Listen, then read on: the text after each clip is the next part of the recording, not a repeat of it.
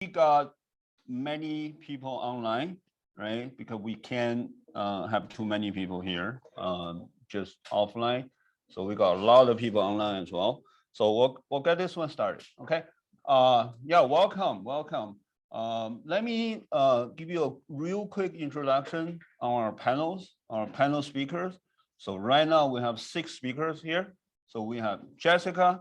So she got admitted by Harvard, Stanford, UCLA, and UC Berkeley as well. Okay, and we have Paul. Paul will be going to King's College in London, right, for the law program, and he will be talking about a lot about law, right? We have Hannah. Hannah will be going to UK for the medical program, right, the future doctor. And we have Roy in the back. So he's from Appleby College. He's going to UCL, University College of London. And we have Gavin. So Gavin from Hamilton. He will be going to UCLA, California. We have another UCLA guy here, Leo. He's from UCC. He will be talking about the choice between UC, the University of California, and Waterloo, especially for the CS, the computer science program, right? We also have a speaker. His name is Albert, right? He's going to be attending Brown, right? He's from UCC as well. He can't be here today. He's in France. He's cycling the Tour de France, if you guys know, right?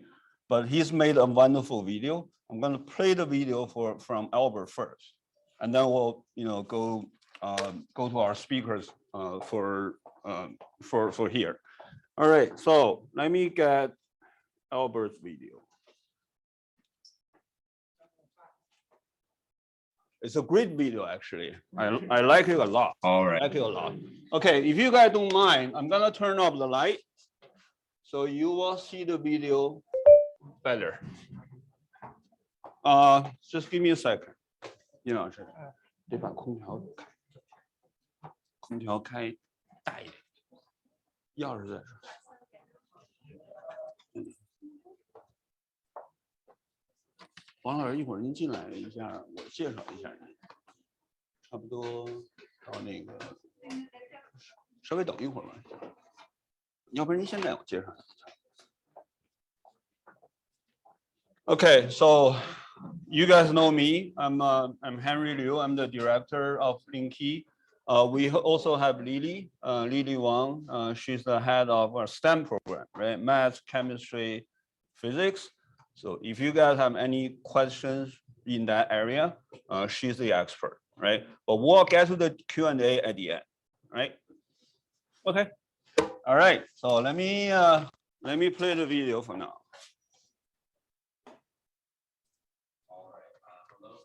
All right. Hello, everyone. My name is Albert Lowe. I'm really sorry I couldn't join you guys in person today, but I'm very glad that Henry offered me the opportunity to record a video for you guys talking about my university application journey, how I got into Brown University, how I presented myself, and a little bit about my advice for other students applying at university. And yeah, so just to get into it, a little bit of a disclaimer. I threw this together a little bit quickly, so I apologize if there are any technical difficulties or if the quality is a little lower than how I'd like it to be. So with that, I'll move into my presentation. There we go. Okay, so my presentation today is about becoming a Bruno. And of course, my name is Albert Lowe, and I'm a member of Brown University's class of 2026. So just a general presentation overview of what I'm going to be covering today. First of all, I'm going to be doing an introduction, having you guys get to know me, and then a little bit about what my message or principal message is going to be today. Secondly, I'm going to be talking about academics, really dealing with the numbers. So that's going to be in the context of academics in applications as a whole, the value of academics, how it stacks up against extracurriculars. And then I'll be talking a little bit about my academics, how I wanted to present myself through my academics, and what that meant in a larger context. Thirdly, we're going to go over extracurriculars, what I did for extracurriculars, what value I saw in them, how I would go about choosing extracurriculars and how I'd spend time doing them. Fourthly, we're going to be going over the application in general, so specifically more towards the US application, how I presented myself in the application, and some advice to close off about how other students with maybe very different interests could go about presenting themselves in a US application. So as I mentioned, first of all, we're going to do a brief introduction of who I am. Of course, my name is Albert, and I'd say that I'm passionate about world history, creative writing, and humanities. I'm fascinated by literature, law, and culture, and I'm determined to learn, explore, and empathize. Here's a photo of a book that I published in 2021. Here's a photo of me competing for Linky's mock trial team in 2019 at Empire Mock Trial. And here's a recent photo of me at my high school graduation. Now, why do I bring these up? Why do I talk about my passions, fascinations, and determinations? And why do I bring up these three seemingly unconnected images? Well, something that I believe in strongly and something that I'll bring up again and again in this presentation is passion, fascination, and determination. These three core concepts are what I believe made my time in high school feel so much more valuable, and what I felt gave my application persona a little bit more value. And I would encourage you guys to think about what your passions are, your fascinations are, and your determinations are as we go through this presentation. But before we revisit that concept, and we will revisit it near the end when I'm talking about the application process, we have to get over the elephant in the room, which is, of course, academics, and dealing with the numbers and seeing how exactly they play a role in the application process.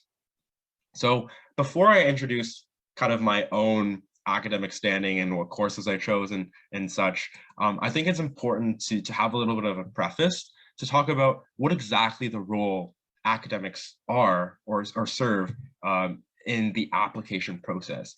And I think it boils down to three core components that don't necessarily cover everything. I remember when I entered high school in 9th grade, I entered UCC, Upper Canada College, and I was thinking a lot about really needing to be the top of the class, really needing to ace every.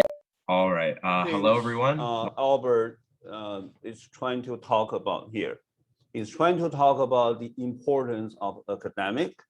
He's going to talk about the actual curricular, and then he's going to, at the end, he's going to talk about the application, right? For the importance of academic. So he's trying to emphasize three things: book smart, strength, and convenience, right? So I'll give you a real quick, overview about the three, right? What's book smart? Book smart. A book smart is a person who learns regularly and greatly through, reading books, right? And then he will be talking about the convenience. Let me fast forward this one real quick. Well, I want you guys to listen to this part. Regardless of what you wrote for your essays to that particular university for the call out as a whole, your grades have an immensely important standing because the academics are very convenient for admissions officer. Now, what do I mean by that? Quantitative data is the easiest way to evaluate a student. I have that written there. When an admissions officer is flipping through your grades or your academics, that is the easiest way for them to evaluate you as an academic, as a student, and as a human being, because it's very easy for them to compare those numbers to other students. So regardless of what your extracurriculars are, regardless of what you wrote for your essays to that particular university or for the Common App as a whole, your grades have an immensely important standing because they're so convenient for an admissions officer to look at. I've heard some numbers tossed around, something like between 12 minutes and 30 minutes. An admissions officer the importance of the academics. He's talking about the convenience, right? Just for you guys' information, you might know this, you may not know. Okay, the admission officer can spend only between 12 and 15 minutes on each application, right? The point that Albert is trying to make here is why the academic is important is because it's just so easy for the admission officer to have an idea in terms of your academic strength, just by looking at the numbers, your GPA, your standard test numbers, right? Your grades, right? It's easier to get idea on your academic strength, right? So right now, he's going to be talking about his course selections. Fast forward this one. He's from IB school, right? From UCC, and there's 3 high-level courses he chose, right? For his IB program, right? History, literature, economics, and then there are 3 standard levels, right? Physics, math, and French. And the average, this is an Ontario average, right? 97. And then the IB is 43. And then the ACT score, he got 35 out of 38. All right, so. For my personal academic and standard level French, and I probably should have mentioned before that at my school, Upper Canada College, we take the International Baccalaureate program, the IB program. And so at our school, we're allowed to choose 3 higher level programs, or 3 higher level courses rather, and 3 standard level courses. And so I chose purely based on my interests. I was interested in history, English, and econ, or generally the humanities. And so I chose my higher level courses there. And then my standard level courses were just what remained. I wanted to take physics because that was my favorite science. I wasn't that interested in sciences, but I thought physics was pretty interesting. And then math and French also at the standard level. So you see the kind of STEM courses group there, and then French. So my Ontario Secondary School diploma average for grade 12 was a 97, and my IB predicted point total, because the actual IB results don't come out until July, is currently a 43 out of 45. I did take the what admissions officers thinking about for academics is not always about numbers. Okay, listen this up. Now, something I want to mention about academics is the way that it's framed. I think a lot of people, just to exemplify me going into grade 9, was really chasing numbers, really chasing statistics, because that's what I looked up to. That's how I saw people have success. But in the end, I think, again, it boils down, and I'm bringing this back again, passion, fascination, determination. What admissions officers, I think, really look at, and what I was told by my university counselors, is whether or not you're actually passionate about the things you like to learn, whether you're fascinated by the things you don't know yet, and whether you're determined to learn more about both. Admissions officers obviously want to look at your academics. I mentioned about how it's convenient for them to look at it, but in the grand scheme of things, in those few minutes that they have with you, they want to see a story, even within your academics. They want to see that you're passionate about the things that you actually like to learn. You're chasing opportunities to learn those things. You're fascinated by things that you don't know, but at the same time, you're trying to learn more about those things. Even the subjects that you're weaker in, you're making a commitment to learning more about that. And then they also want to see that you're determined to learn more about both, even in the face of challenges. So about extracurriculars now, as I mentioned, and I think this is actually also a very critical section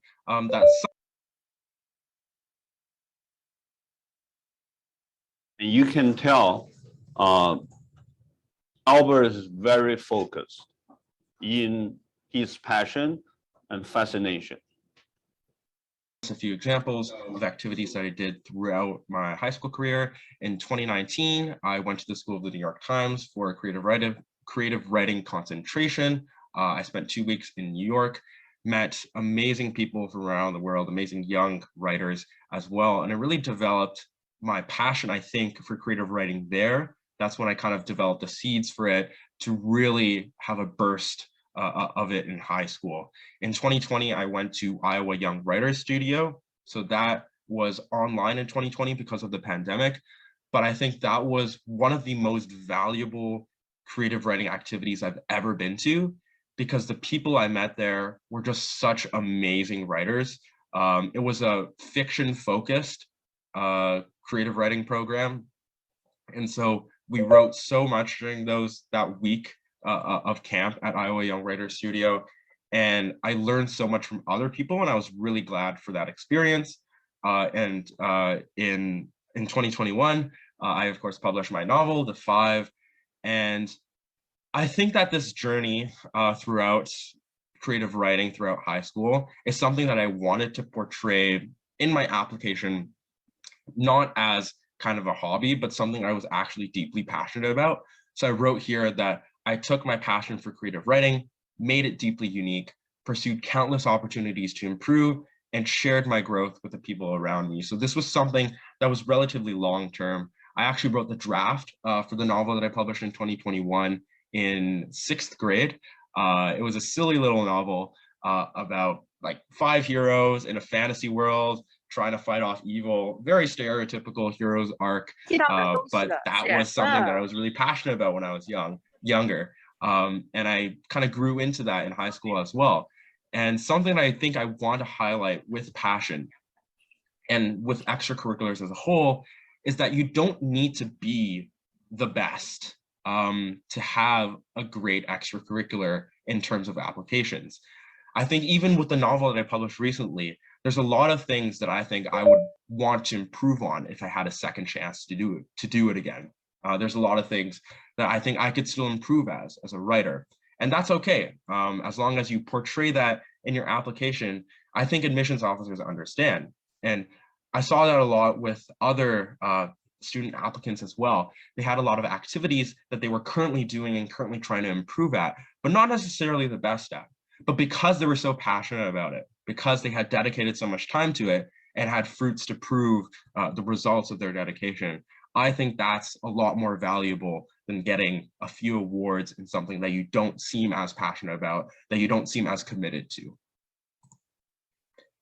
Second, I want to talk about fascination. And to exemplify a particular activity, I want to talk about my experience in journalism.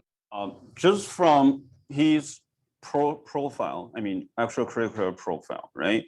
You can tell the personal brand for Albert is basically he's a writer, right? He's a creative writer, and he also engaged in journalism, right? And you know, he talked about the podcast he hosted during the pandemic, right? He interviewed a lot of frontline workers, right, during the pandemic. So I'm gonna fast forward this part, and then I'll bring you guys to the he's talking about the differences between passion and fascination. And for journalism, I became the managing editor of our school newspaper. I was a youth journalist with a company called Voice K for a number of years since 2019.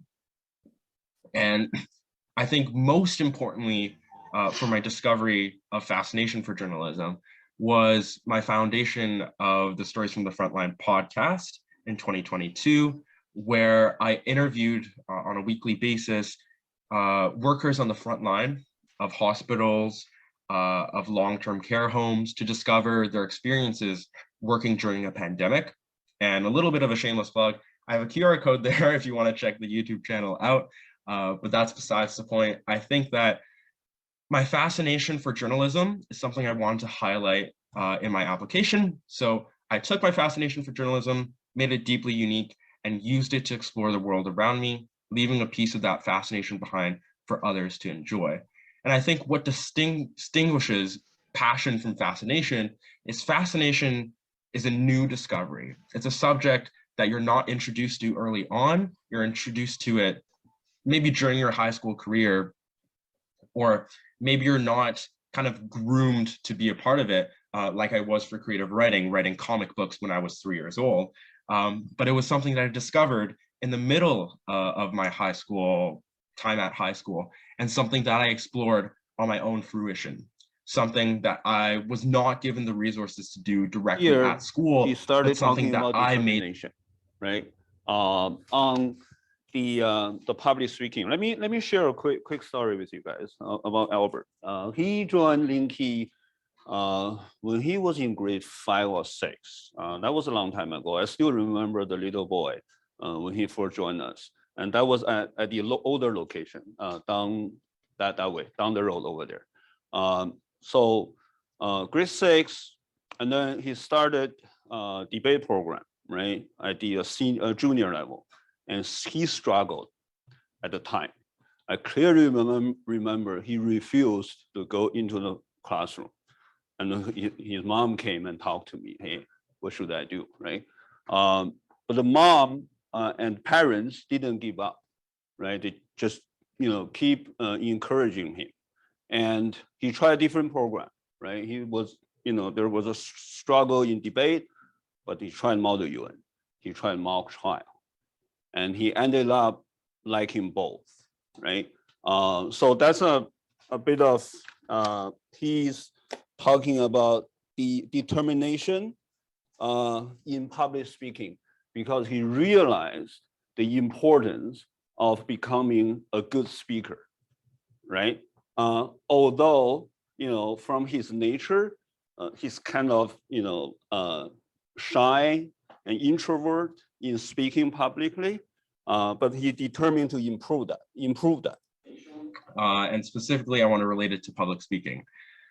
I was never a huge fan of public speaking. I was actually a part of Linky's earliest classes. I was in Linky's very first debate class when it was at an older location, and it was actually taught by Swish Swami, who was a member of Team Canada at the time. And even then, I was actually still pretty nervous about public speaking. It was never something that I was really passionate about.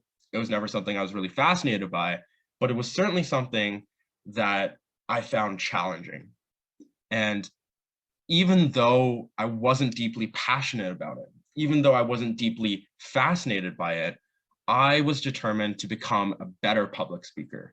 And I was finding ways for me to enjoy that, even though I found it challenging.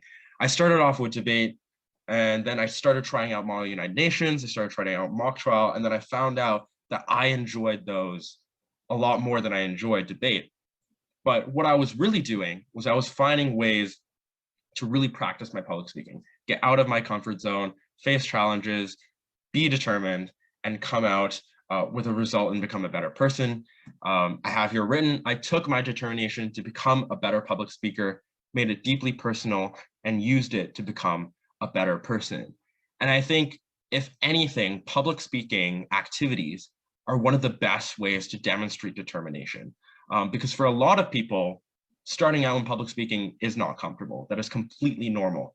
But to be able to commit to that over a long period of time, having the fruits to prove the results of it, I have a number of awards in Model United Nations and mock trial. I think that is something that is very valuable, and I'm really grateful to have stuck through with public speaking with Linky for so long, even though it wasn't my greatest passion, even though it wasn't my strongest suit.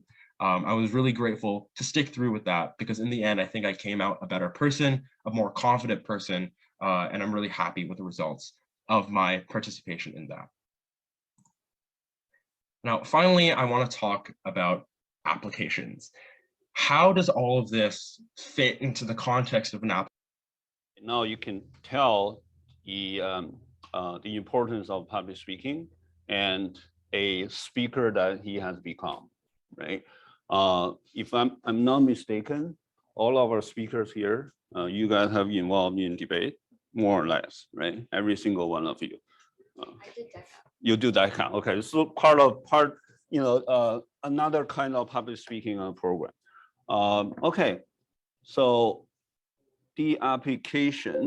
How does all application, and specifically in a US application, but because I think a US application is very distinct from what you'd see in a Canadian application or even a UK application. You're going to hear this tossed around a lot when you get into the application process, but US applications really take a holistic approach. Maybe you've already heard that before. It's a word that's tossed around a lot. But holistic really means that they take everything into context. They don't just look at your grades. They don't just look at your extracurriculars or the number of awards that you have. They really take everything into context. They want to see the type of person you are, the story that you tell, who you want to be. How does everything you do fit into that? Maybe one or two sentences, right? In the US application, so there are two things, academic and then personal qualities, right? So you want to present to the admission officers, you're a good student through your academic achievements. And you also want to present to the admission officers, you're a good person through your personal qualities, right? So let me play a video also from Albert. And this is a real application video. And he submitted to Brown, right? It's a 2 minutes video. This is what he presented himself in front of the admission officer of Brown. Video introduction. So for submit, if you doesn't. Hi, my name is Albert Liu, and I'm a senior at Harvard and Stanford College in Toronto, Ontario. Now, as silly as that video might seem, it's not one of the fondest memories I look back on.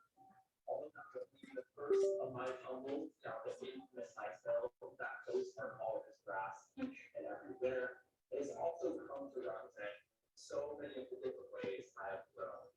From the playful elementary school valedictorian to the passionately engaged high school student. Let me explain. Now, I contribute 2 episodes for my podcast. Hello, everyone, and welcome back to the podcast. Hello, everyone. Hello, everyone. Defined by a tumble down an icy hill, by the countless times I chose the road less traveled and discovered something amazing along the way. Whether it be having to overcome my nail-biting fear of competitive debate before falling in love with Mall United Nations and mock trial, or accomplishing my lifelong dream of publishing a book, even when I doubted whether I was capable of it, or traveling around the world, both in person and virtually, and meeting so many inspiring people along the way. When I'm asked what I want to be when I grow up, I'm proud to say I'm not sure. Not because I haven't thought about it, but because I know there's so much more for me to try. Brown, to me, would be the tallest icy hill I'll ever tumble down, and I plan to try it all and tumble far.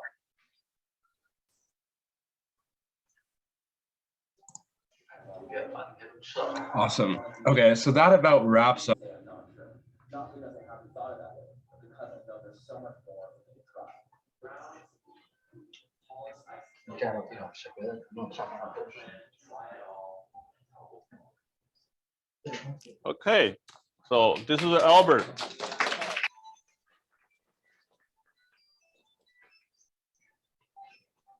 All right, so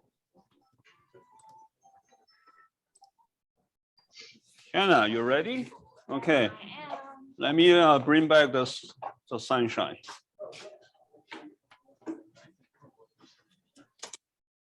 Okay, Hannah, you want to do a quick self-introduction? Sure. Hi, I'm Hannah. I'm in grade 12. Well, I'm graduating this week, but I go to the Woodland Secondary School in Mississauga for the enhanced program. And today I'll be talking about my personal experience in high school and specifically how I got into medical school in the UK. Can I just hold this? Okay. So first, I'll be talking about the schools I applied for. So I applied to 11 programs in Ontario and 4 medical schools in the UK. Well, I won't be talking about business today, but I applied for 2 different types because I knew at the beginning of grade 12 that I had interest for both. So don't be scared to kind of diversify your applications. I think I was kind of still in the middle, but I was more so leaning towards science. So of course I applied for more science programs. So today I'll mostly be talking about St. George's University of London. So the reason why I chose this school is for the location. In London, you can definitely meet a lot of people. You can really build a network. And compared to the other school I got into, which was University of Aberdeen, which is in Scotland, there was definitely a lot more diversity in the kinds of people I could meet. Okay. So I'll be talking about what I believe you need for a really good application. Of course, in any case, you'll need very good grades, depending on what program you're applying to. Be sure to research the required grades and the admission average every year to know what you should be aiming for. And definitely, like Albert said, extracurriculars are very, very important. So I'll be talking about what extracurriculars I did personally in the next slide. But I believe that for a good application to any school should have very meaningful roles and a lot of different leadership roles. And to ensure that each of the roles you'll be talking about in your application are meaningful and impactful to both yourself and to the community. Because lots of people will make the mistake of just doing as many extracurriculars as possible. And this isn't always the smartest idea because admissions officers can usually or always see through if you're just trying to get as many activities as possible for your application. They want to make sure that you're a good fit for their school because you do meaningful work and everything you do, you're trying to make an impact and that it's something that is important to you. Creativity, I think this is important for every program. You want to really stand out. And depending on what program, of course, you'll need writing/interview skills and make sure you do your applications early and get started on your research early. Okay, so this is what I was thinking about for my course selection, my extracurriculars, and my accomplishments and any regrets. For my course selection, I chose pretty standard courses. So for my grade 12 year, I chose English, advanced functions, calculus, biology, chemistry, accounting, business leadership, and nutrition. So those ones were related to the programs I applied for, of course, which were health science programs, medical programs, and business programs. For my extracurriculars, these are just some of the extracurriculars or jobs I was involved in. I did learn DECA with Linked Key starting in grade 8, and I realized that I had a really big passion for business and public speaking. And this was totally unrelated to my application to medical school, but I still made sure to include it to talk about how important it was to me and how I developed my own skills, developed a network, and how I just improved my interpersonal skills and my public speaking skills. And I was involved in a variety of charity councils. So these three are all different councils in which I did charity work. So we did fundraisers to raise money for a variety of causes. For this council, every year we raise about $30,000 in funds for any relevant humanitarian causes. So this year we split the money for the humanitarian appeal in Ukraine and half of it for girls' education in Ghana. And I was really passionate about this council, and I think it showed through in my application. So you can kind of see there's always a pattern there should be a pattern in the kinds of activities you choose, and make sure they have meaning to you, like I said before. So a lot of volunteering. I also talked a lot about my role as a piano teacher. So I started teaching piano when I was only 14. And of course, it helped me develop a lot of skills. And for a doctor, you're working with people every day. It's not just about academics, obviously, although they are important, but you wouldn't want a doctor who can only study and doesn't really have any interpersonal skills. So even though you might think that everything apart from my clinic volunteering is not relevant, they're all important for the skills you need as a doctor. So for example, one of my biggest accomplishments was getting #1 at the International DECA competition in 2021. Linky helped me with DECA. And like I said before, I added this onto my application because I thought it was very important. And of course, medical school acceptance. Okay, so now I'll be talking more in depth about what are UK medical schools, how do you get into them, why are they different from Canada? Okay, so these are the basics of UK medical school.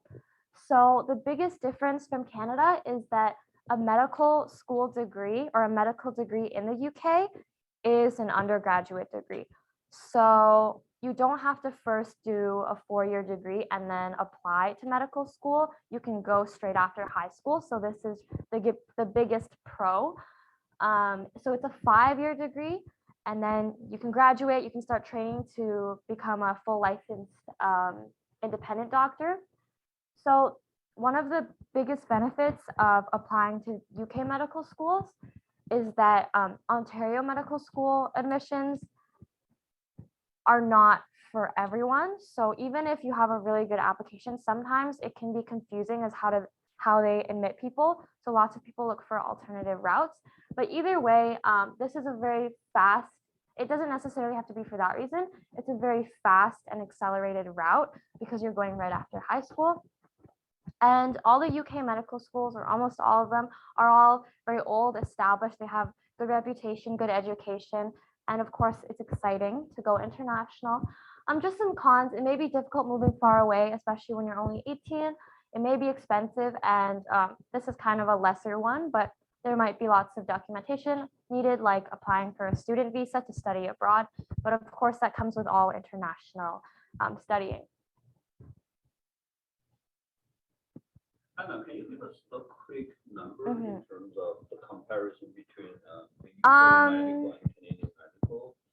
Sure. In UK, you finish your 5-year program, you can become a full licensed doctor. Yeah. How many years is it going to take you in Canada? In Canada, you'd have to get your undergraduate degree first, at least, so 4 years usually. And then some people, to strengthen their application, will get a master's or a PhD, which would add, 3, 4, 5, maybe 6, 7 years on top of that even. And then you'd have to go to medical school, which is another 4 years. So at least 8 years, but possibly more, versus this one is just 5 years. In terms of numbers, do you mean acceptances? Okay, well, to be honest, the numbers are not very different. As an international student, it's extremely difficult to get into these medical schools because they put a cap on their numbers. So there's just a very, very small number of people from each year that are admitted as an international student. But I would say it varies. I'll calculate it right now. Let's see. So some of the schools I applied for, it would be kind of like a 1.9% chance, while some of them went up to, I would say 5, 6, 7%, which is actually pretty much the same as Canada. So I know that for Queen's Medical School, the acceptance rate is 1.89%.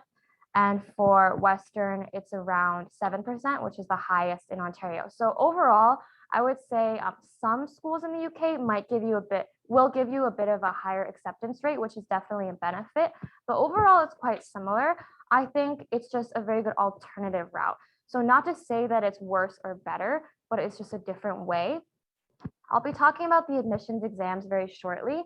And one of the big differences is that the admissions exam that I took is quite different from what you would have to take here, which is the Mcat. So, yeah. Okay. Move on. Yeah. Next one. So I personally took the Ucat, which is the University Clinical Aptitude Test. So for every medical school in the UK, or some of the new ones have a bit of confusing requirements, but generally you'll need to take an admission exam. So there's two options, which is the Ucat and the Bmat. So this one is the one I took. I personally took it in September, at the beginning of September, right when school started. And these are the sections. They're all multiple choice. So I'll be talking about why this is so different from the Mcat. So the Mcat is a bit more similar to the Bmat, which has mostly a scientific knowledge and application section. So if you know about the Mcat, you'll know that they have knowledge-based sections for the most part. So you'll need to know about math, physics, biology, chemistry, and such. Same thing with most of the Bmat, you'll need to know scientific knowledge and applications, versus the Ucat is testing kind of your skills. So for example, your logic and reasoning. I'll show you some sample questions on the next page, but it really depends on what your strengths are. Of course, you can study or prepare for both, but some people might find one of the tests much easier. So for me, I found that the UCAT I felt was very suited to me. I scored a 95th percentile, so that would be top 5%, which made my application very strong. So usually when schools give out interview offers, which is the second admitting stage, they would usually use your test score to list you with all the applicants. So if you have a higher test score, you're much more likely to be given an interview and therefore an opportunity for admission to medical school. Yeah, so these are just some similarities. Both exams are 2 hours long, so they definitely require a bit of endurance. And you're only allowed to take each test one time per testing cycle. So you have to make sure you're researching early exactly when you're supposed to take your test. Some schools require that you take the test at a certain time. So it's really important to prepare in advance. I personally studied for around 2.5 months, but it was in the summer, so I was spending pretty much the whole day studying. If you want to take it, let's say if you want to take the UCAT in July, you'll want to start much earlier because you'll need to study while still being in school. So maybe 6 or 7, 8 months, or maybe more earlier. Of course, they both require preparation, but in different ways. So now I'll be showing you some sample questions. So the main difficulty in the UCAT is that it's 2 hours long, which might seem long, but it's actually a short amount of time because there's 233 questions. So you'll need to work pretty fast. So for the 5 sections, there's an allocated amount of time. So for example, in one section, you get 13 minutes, other section, you get 30 minutes. And then there's a certain amount of questions you need to complete in the time. You get a 30-second break, and then you're on to the next one. So this is considered one of the hardest sections in the UCAT, which is the first section called verbal reasoning. So I'm just showing you this to give you kind of a taste of how the UCAT is different from the Mcat. So for example, the Mcat will ask you about an organ or a disease, but the UCAT is testing your skills to see if you're suited to be a medical student. So for example, they're going to give you, for the verbal reasoning section, they're going to give you this very long piece of text, and then you'll get a multiple choice section on the right. This is exactly what the UCAT looks like. It's a computer-based test. So you'll be given the question and then the place where you can answer on the right. So basically you would need to read this and answer in about 20 seconds, which is the difficult part and why you need to prepare. So I'm just showing this as an example. So you'll need to read the whole thing and then answer the question, which of the following is most likely to be true? So for example, there's no relationship between the numbers of foxes captured and those observed by local people. The numbers of foxes captured and those observed by scientists will be the same. And when there are rodents, where there are rodents, as numbers of rodents go up, so will the number of foxes. Where there are rodents, as numbers of foxes go up, so will the number of rodents. So these are all logical statements that you will have to try to deduce from the text. So you have to read the whole thing and kind of try to pick out pieces of information to answer the question. It might seem a little overwhelming at first. I definitely was, but with practice, you can definitely prepare for this test. There's a common misconception that it's impossible to prepare, but that's not true at all. So I'll show you next a Bmat sample question. So this is very similar to the Mcat, as you can see. So smoking, the question is, smoking leads to many problems with the lungs, including 1, breakdown and fusion of alveoli air sacs, and 2, binding of hemoglobin in blood vessels. And then you'll need to answer which of the following smoking diseases or chemicals cause these 2 symptoms. So you can clearly, just by 2 sample questions, see the differences in the 2 exams. So lots of people choose to take the UCAT because it gives you an opportunity to have access to many different schools, because most schools in the UK require the UCAT. And before we move on to the next slide showing what all the schools require, the reason why I'm showing you this is because when I got the idea to apply for UK medical schools after learning that it's a 5-year degree, it was already June of 2021, which was this right when I was finishing grade 11. This is, I would say, not necessarily late, but definitely made me have a lot of pressure.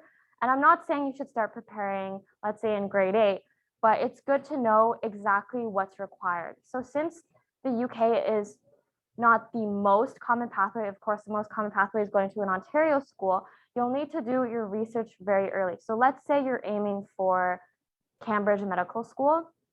You'll need to research what courses are required, what grades are required in those courses, what exam is required. So for Cambridge and Oxford, it would be the Bmat, and what time interviews will be to make sure you're free for that time in case you're offered an interview. And make sure you know all the requirements before you start applying, just as early as possible. Okay, so these, can we go back to the last one?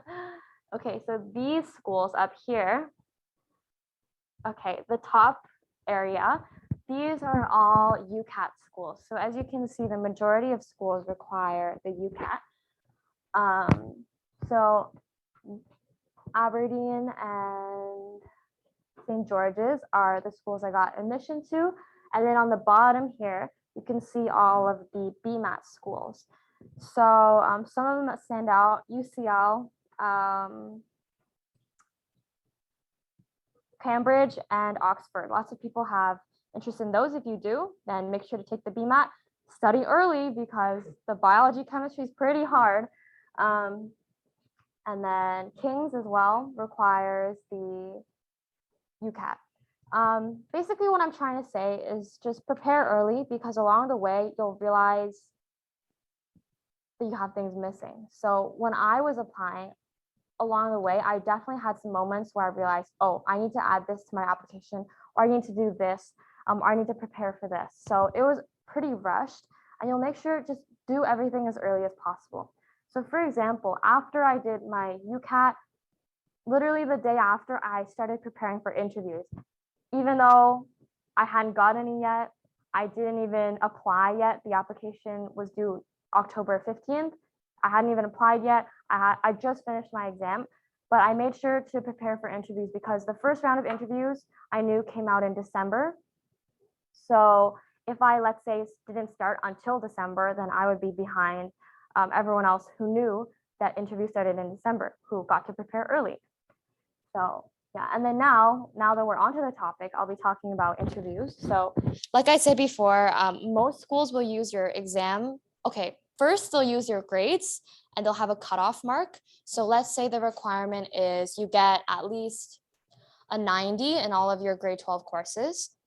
Then they'll make sure that you pass the grade requirement, and then they'll rank you based on your test scores. So that's why the exam is so important, because it provides you with the opportunity to be able to actually get an interview and have an opportunity to get in. So yeah, so interviews are usually based on just the ranking of test scores, but some schools, such as, actually, usually it's test scores. Some schools might do it in a different way, but I know that most of them are test scores. So yeah, the medicine interview season can start as early as November, which is right after the application deadline of October 15th. So you have to make sure you're on track when you're applying to medical school in the UK. So these are some topics you might need to brush up on. So communication skills, empathy, compassion, ethical reasoning, professionalism, data interpretation and gathering, problem solving, personal qualities and motivation to study medicine, work experience, understanding of what it means to have a career in medicine, and current affairs in the media. So basically, if you're interested in becoming a future doctor, you might want to consider this pathway. And you really need to think about how you can present yourself in a way that shows you are capable of being a really great doctor someday. So you have to be well-rounded, of course, with your grades, your extracurriculars, and your exam scores. And especially on the interview, you're showing who you are as a person. So this is, I would say, just as important as the exam, because after you do the exam, you do your interview, and your interview is usually 100% of what determines if you get an offer or not. So after your grades are assessed, your exam scores are assessed, once you get to the interview stage, usually that's the only thing determining whether or not you get in, which is why it's so important.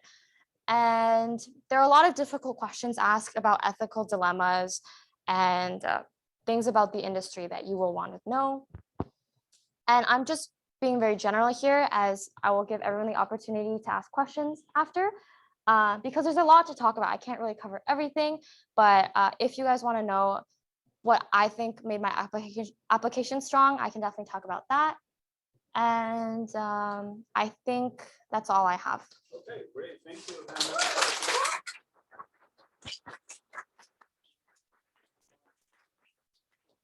I think you guys, thank you so much. Yeah. If you want, you can take a note on this one. The topics for interview, right? It will be helpful for helping you prepare the interview, right? Okay, so coming up, let me introduce you, Gavin Liu.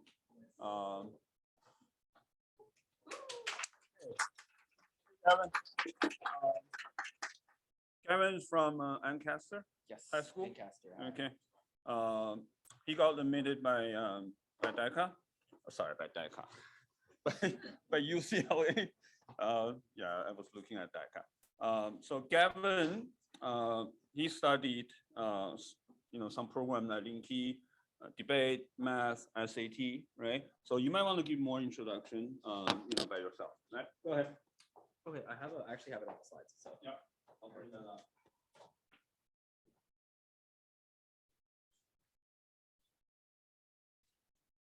Oh, sure. Okay, guys. So Gavin, sorry about that. no worries. Since Hannah may need to leave, if you got any question for Hannah regarding the medical program, of any sort. Okay, guys. Hannah may need to leave. She has another commitment. So if you have any questions, right? Our online audiences as well, right? Feel free to ask Hannah before she goes. Anything? I have a question. Yes, go ahead. Yes. So if you want to come back practicing on Turtle, do you need a lecture and a certificate, or you need to do some more lessons? Okay, well, to come So back, one second, let me repeat so that our online people can hear this question. The question is, if you come back to Canada after you finish your 5-year program in UK, right? Do you need actual effort to become a doctor, right? sure. So to come back to Canada after pursuing an English medical degree, basically you'll need to take just 2 conversion exams, which is monitored by, I forgot the name of the council, but by a Canadian council. So you need to take kind of a conversion exam to convert your degree to here, if you want to do residency here. And then you can apply for residency the same way as Canadian students can, just as a international student. And then another way you can come back to Canada is if you do a residency in the UK, a variety of specialties are able to simply just come back to Canada, do an exam, and pursue the rest of their career here. So those are the 2 main pathways.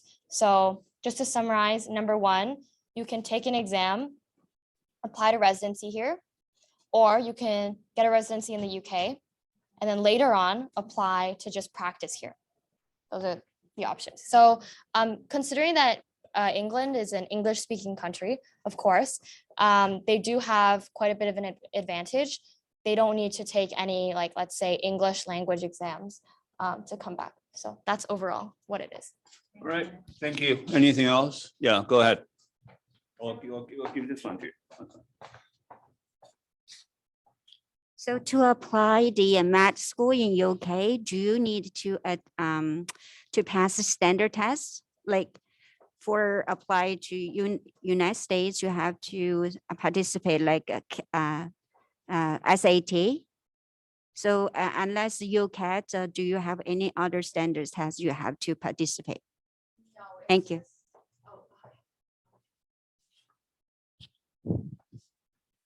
No, so it's just the 2 tests I talked about. So it depends on the school. They're only going to require 1, not both of them. So they'll either require the Ucat or the Bmat. So there's no other exam. They're ranking you based on your grades and on this exam only. So either the Ucat or the Bmat. Okay. Anything else for Hannah? No, I mean, yeah, I mean, if you guys have questions later, send it to us, or we'll make sure that, we forward the question to Hannah. All right, okay, thank you. And here you go, Gavin. Let's give another round of applause to Gavin.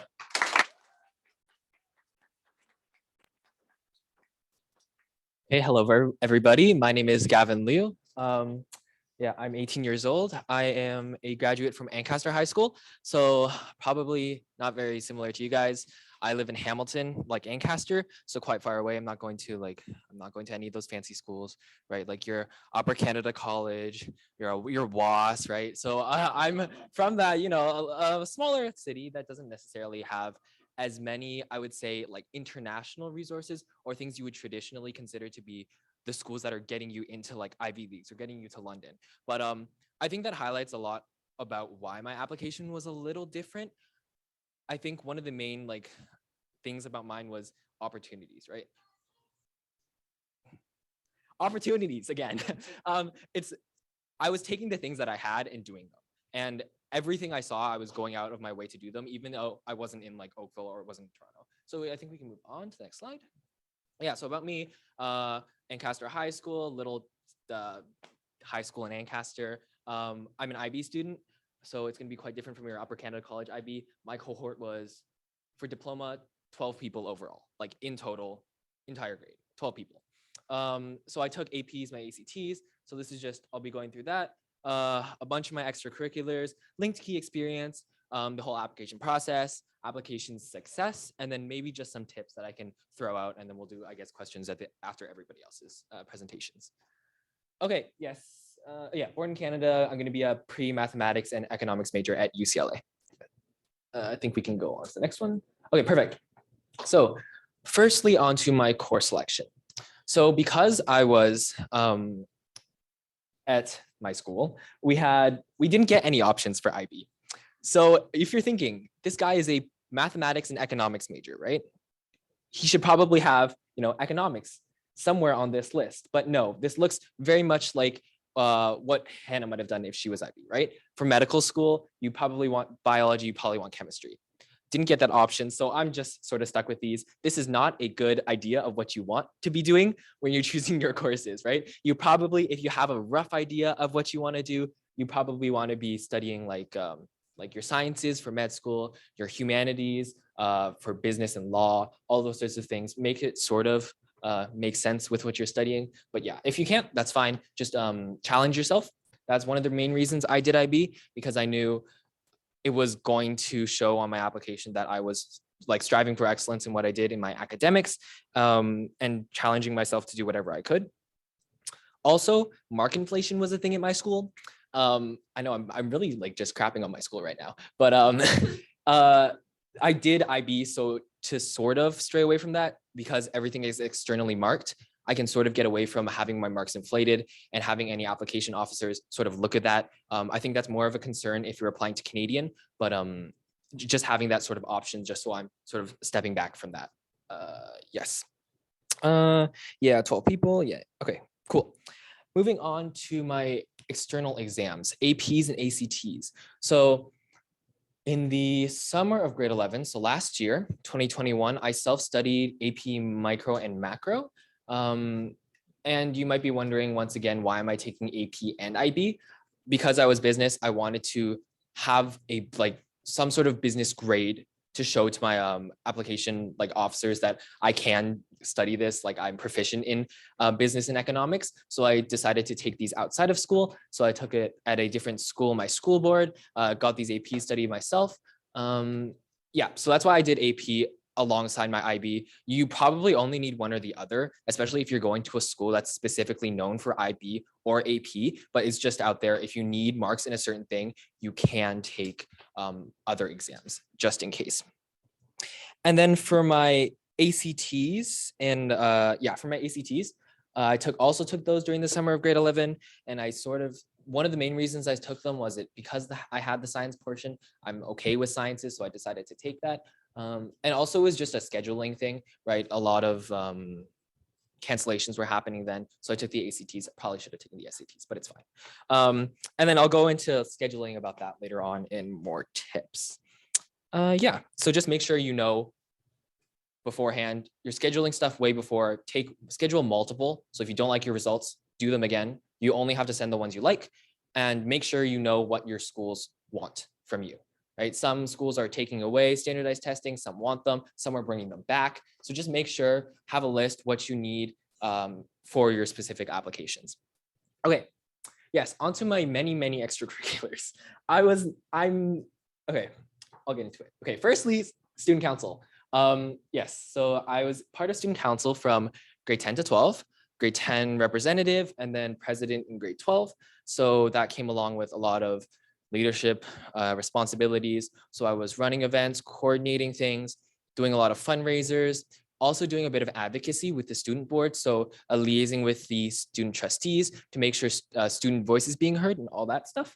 As well as gradware rep. So I was creating merchandise for graduates, like selling hoodies with all like your logos and your like class of 2022 on them. So that was also part of my role in student council. These are my two, I would say, biggest extracurriculars. Okay, then moving on to debate. I started debate with Linked Key. Oh, if you can stay, yeah. Started debate with Linked Key. I am not the best debater. Okay, I am not on Team Canada. I'm not like a Randy Rally like situation. That's not happening here. So I was like, okay, like I'm middling, maybe above average. I had a lot of tournament experience. Didn't always go well. You know, I broke semis at a few tournaments. It was okay. Thank you. But the main thing about my debate experience was I was really passionate about it. I really enjoyed it. I thought it was a fun thing. So what I think the reason it was such a major part of my application was because I took that debate experience and I brought it to my school. So because of the fact that my school didn't have a debate club, I founded one, I ran it, I was like president, I was head coach, all that stuff. So I did a lot of work there at my school, bringing that there. It was a sort of a passion I was able to share with my community. So I think that's a reason that it's so important here. And then I did a few like administrative roles outside of school for like an online debate school during the summer of COVID. Yeah, so those are my stint with debate. And we can move on to the next slide. Okay, yes. Yeah, the math portion of my major, right? Mathematics. So I did math competitions. I studied a few of them at Linked Key, I'm pretty sure, if I remember correctly. You know, your classic Waterloo, your AMC, your, what else is there? Your Euclid. I did all of those. I did okay, you know, usually made distinctions and honors if I was lucky. So I did all of those. I also did abacus, so jusuan. Like I did all the bead stuff, like mental math stuff. So I did that for a very long time. I qualified for internationals with that. Didn't really pan out because of COVID and traveling, but I qualified for that. And then along with the abacus, I did a bunch of teaching and tutoring for that. So at a like local learning center, I taught a bunch of kids how to use an abacus, and I just did some general like math tutoring for high school students and middle school students. And then another interesting thing is I did a climate change policy competition thing. This was firstly a competition, so I was looking at how can we increase the usage of public transit in my like local city specifically. So that was working with like policymakers, working with local government and like charity groups, like green advocacy groups. So that was firstly a competition. And because it went so well, we decided, why not? Let's look at implementing this. So we took the like pilot project we created and decided to start working with the actual like city to like look at how we can do it, like talking with the transportation board. So that was just another experience that we could sort of share ideas with our local government, I guess. Yes, and then we can go to the next slide. Yes, my third set of extracurriculars. These are more just general things I did. I wouldn't say I committed as much time to them. It's important to, right? Hannah said quality over quantity. I did a bunch of them, but are certain ones I put more time into. You're not going to be able to pour like 3 hours a day into every single extracurricular you're doing. So even if you're doing a lot of them, you still have to be able to manage your time properly and know which ones you can focus on, know which ones are going to portray a certain story for you on your application. So I did DECA. Yeah, I made provincials a few times. I coached, and I think it was vice in grade 11. And then DECA didn't run this year, unfortunately. I did some summer programs. So I also did the School of the New York Times. I did government law and ethics. I did voice. So I'm a provincial finalist thing for voice. Piano and band. So I have my grade 10 RCM. That's pretty much it. It was band in for years. Varsity ultimate frisbee team, and then salsa badminton. I just want to note, like, I'm not pouring like a lot of time into these things. These are still extracurriculars. They might not have all made my application, but it's still important to, like, you're in high school, still have a little fun. If you're interested in some extracurriculars, like, still go out and do them. It's 4 years, right? You don't want your entire focus to be, I got to get into this university. This is all I'm going to do, right? Just make sure there is some sort of balance. Of course, you want to do well. You want to do well on your extracurriculars. You want to do well in academics, but make sure you're still, like, enjoying yourself. It's going to fly by. So yeah, just keep that in mind. Yeah, so that's why a few of these are on here, like, there, right? These were mostly for fun. These were never making it on my application. I'm not that good. But yeah, if we can move on to the next slide. Okay, finally, volunteering. Also another important part of your application. This sort of goes under extracurriculars, but it's, I would say, a different subsection.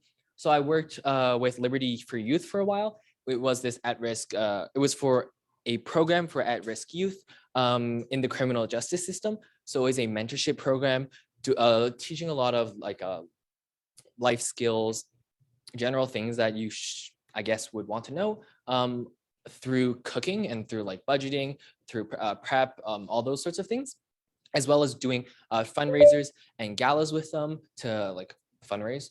And then finally, I worked with the foster system a bit just to tutor some students in mathematics and just develop some life skills and, like, school skills, I guess. Like, okay, yeah. I think we can move on to the next slide. Yes, linked key experience. My very first introduction to debate, I think. Yes, I did debate for a while here. And then I did a bunch of tournaments with them. That's pretty much that. Wasn't on any sort of teams. SATs and ACT prep classes. I did that for a while here. I think I did 1 semester of that. And then I think I did other I forgot what the class was, but yes, I did the math contest class. So that's just my experience with linked key. I think it was a really great introduction into the lot of things I was going to be moving forward to. I think I started probably grade 8 or grade 9. So a little later, but a little later in context of, like, the link key people, but not late in, like, term preparation for your college application. But yeah, it was a great way to just sort of dip my toe in the water and figure out what I wanted to do. Yes, I think we can go on to the next slide. Okay, so my application process. So I applied to both Canada and the US, and by proxy, I guess some other places, which I'll get into later. But yes, mostly business programs. So I was admitted to Toronto Rotman, Western Ivy, and then I also applied to some schools in the US. So I was admitted to UCLA, but I was also admitted to NYU, specifically the Shanghai campus. So that's generally where I applied. Yeah, and I'll talk about other stuff about this application process in the next slide. Actually, first, why UCLA? No, yeah, this is good. Oh, we can stay here. So why UCLA for me, right? So it's a good school. So I'm like, okay, it's on my list. And then it was really about what else the school could offer aside from academics. I think there's a lot of opportunities in LA. It's very good for possibly future job opportunities, just looking for internships, co-ops, all that sorts of things. And also the urban location. Personally, for me, I would be much more comfortable in a big city comparatively to, like, your small Ivy League, like, very small situation, local town thing.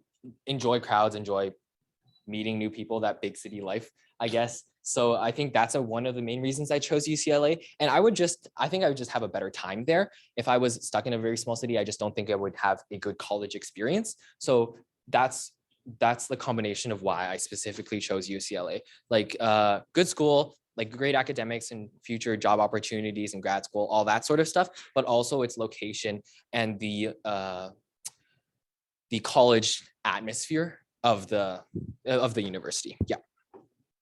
Okay. Yes. Now onto application success. Right. Firstly, a disclaimer. This was only for me, right? We can't talk to admission officers and specifically ask. Well, you can, but that costs money, I think. You can't really say what got me into your university, right?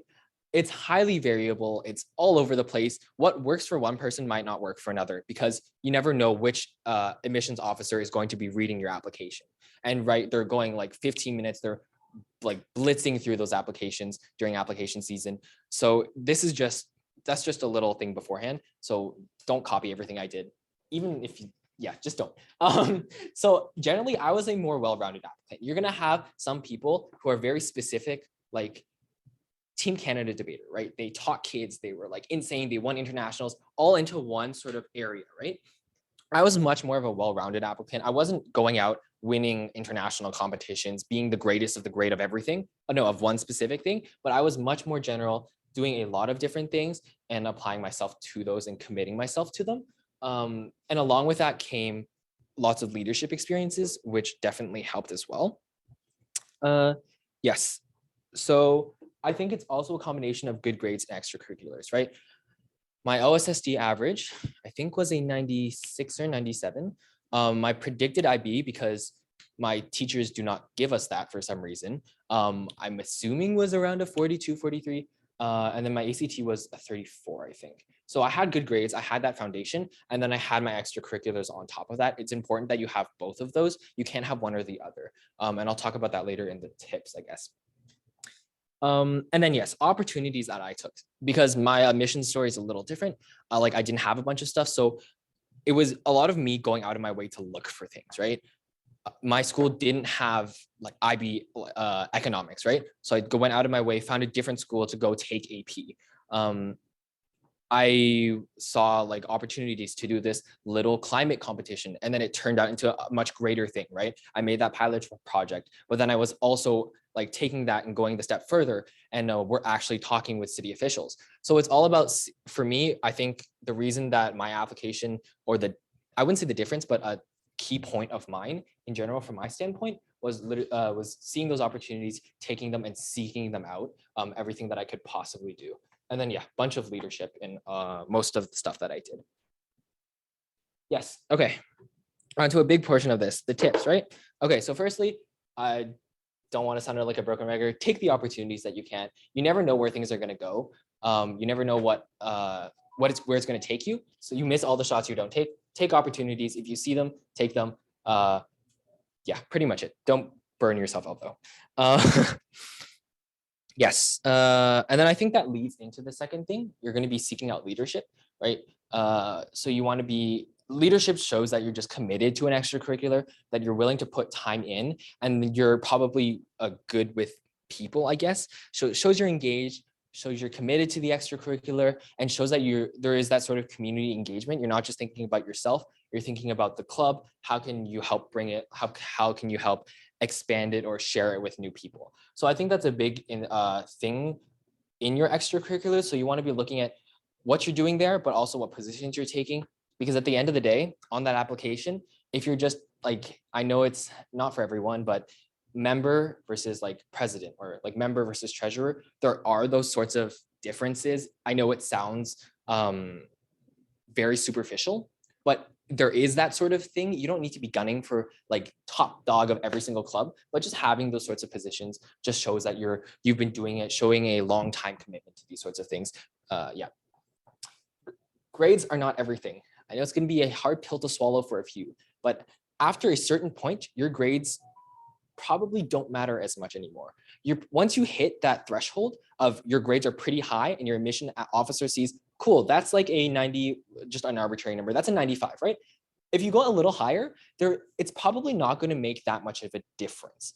After you meet a certain point, your grades are the foundation, right? You're getting to a certain point, your grades are getting you to a point, but that person, the two people with a 95, one only has a 95, one has a 95 and is doing 5 other extracurriculars, right? Your grades are important. Do not get me wrong there. You need good grades to definitely get in, but it can't just be that, right? So if it's that 90, if your like effort is either going in to getting your grade from a 98 to a 99 versus say working with a club and like doing a fundraiser or doing all these sorts of things, probably the second is going to weigh over it because grades aren't everything, right? They got to be good, but you don't need to, that can't be your only thing. You don't only need to pour your energy into that. Oh yeah, be nice to your teachers, be friends with your teachers because they are going to help you. Like be friendly with them for a multitude of reasons, right? They're probably just going to help you out, probably just going to be nicer to you in class, help you understand things. That's pretty simple. But also you are going to need them for your application process. Specifically for US and some Canadian programs, you're going to need reference letters. So if you're chummy with your teachers for like 4 years of high school, you're probably going to get a better reference letter than just asking a random teacher in your grade 12 at like the 12th hour. So be friends with your teachers and just honestly, that also comes with the just, being a good person. Just be nice to them. They're doing their job. And then confirm timelines. This is a really big thing, both in school and for applications. So firstly, in terms of school, specifically for IB, make sure you know when things are due and to who. It was a big confusion in my school. Some things were due internally, but due externally at a different time. So make sure you have your timelines correct, especially for external programs like IB and AP. Know when your exams are, know when things are due, and make sure you're clear with that with your teachers for both internal and external assessments. And then for the application process, you want to start, I would say quite early. As once you have all your extracurriculars in, I'm going to specifically talk about the essays, right? The essays, those are going to take a while. You're going to go through multiple drafts, multiple rewrites, and your first draft is not going to look anything like your final draft. You don't need to start writing them months in advance. What I did was I just took all the essay questions for all the schools I thought I wanted to apply to, put them down on a doc and just printed them out. I didn't write anything, I just had them. So if you're just subconsciously thinking about those over time, you'll just randomly go through an experience like, oh, that clicks for that answer or that question, right? And over time, that'll really help you develop more natural essay questions that are probably going to be more able to convey your personality and what you're like through your application compared to you just sitting down on a specific night saying, I have to find an experience, I have to find a memory for this specific thing. So just having those questions printed out way before, knowing when they're due, knowing what you need is much better and will probably help you out in the long time. And then finally, for external exams, especially for the SATs and ACTs, I mentioned this earlier, take them early. Because you only have to send the scores you're happy with. So you can probably take them a few times. And you probably, and also just scheduling issues, you probably want to be able to schedule this somewhere like in Oakville, Toronto. You don't want to have to drive down to, I think, Boston. A bunch of people do that. So if you schedule them early, it's just much more convenient and you'll probably be happier with your scores because there's less stress with that. But yeah, I think that's pretty much everything I have for you guys. So, just my experience and a few hopeful tips that might help you, a little bit concrete, but yeah, hopefully you guys learned something. Thank you.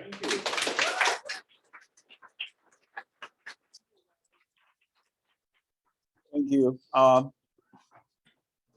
These two I like a lot. Grades are not everything.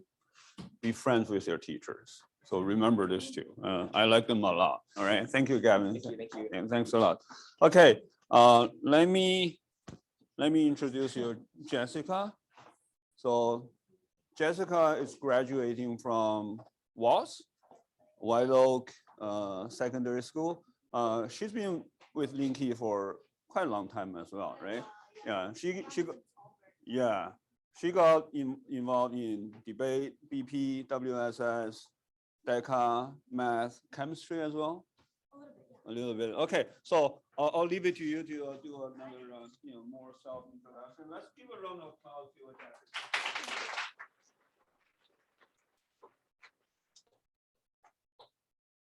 My introduction's with my slides, so I'll just do it. All right.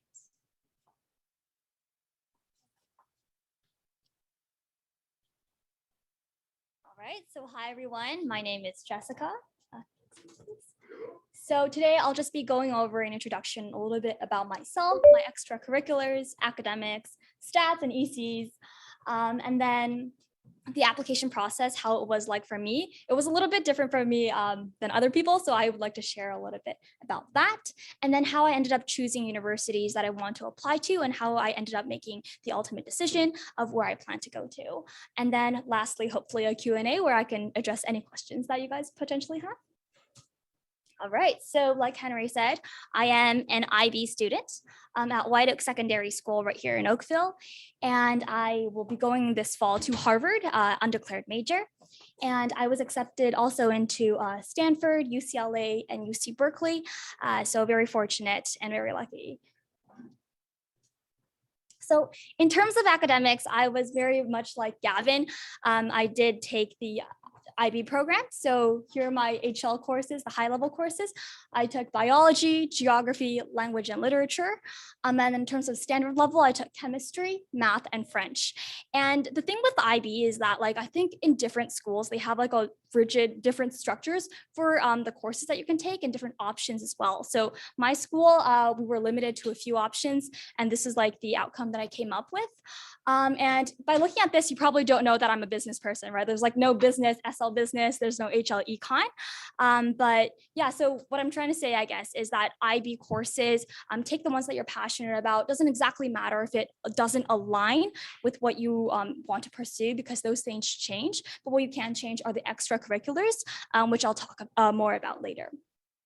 So sorry, just one second. So these three are from the Harvard website, actually. So I didn't know this, but the IB program actually set me up very well for it because it's a very holistic approach. They have 5 groups. You have to take courses from all 5 different categories. But I didn't know this before, but like for Harvard, they recommend you take 4 years of English, a single foreign language, mathematics and science, and then 2 years for history.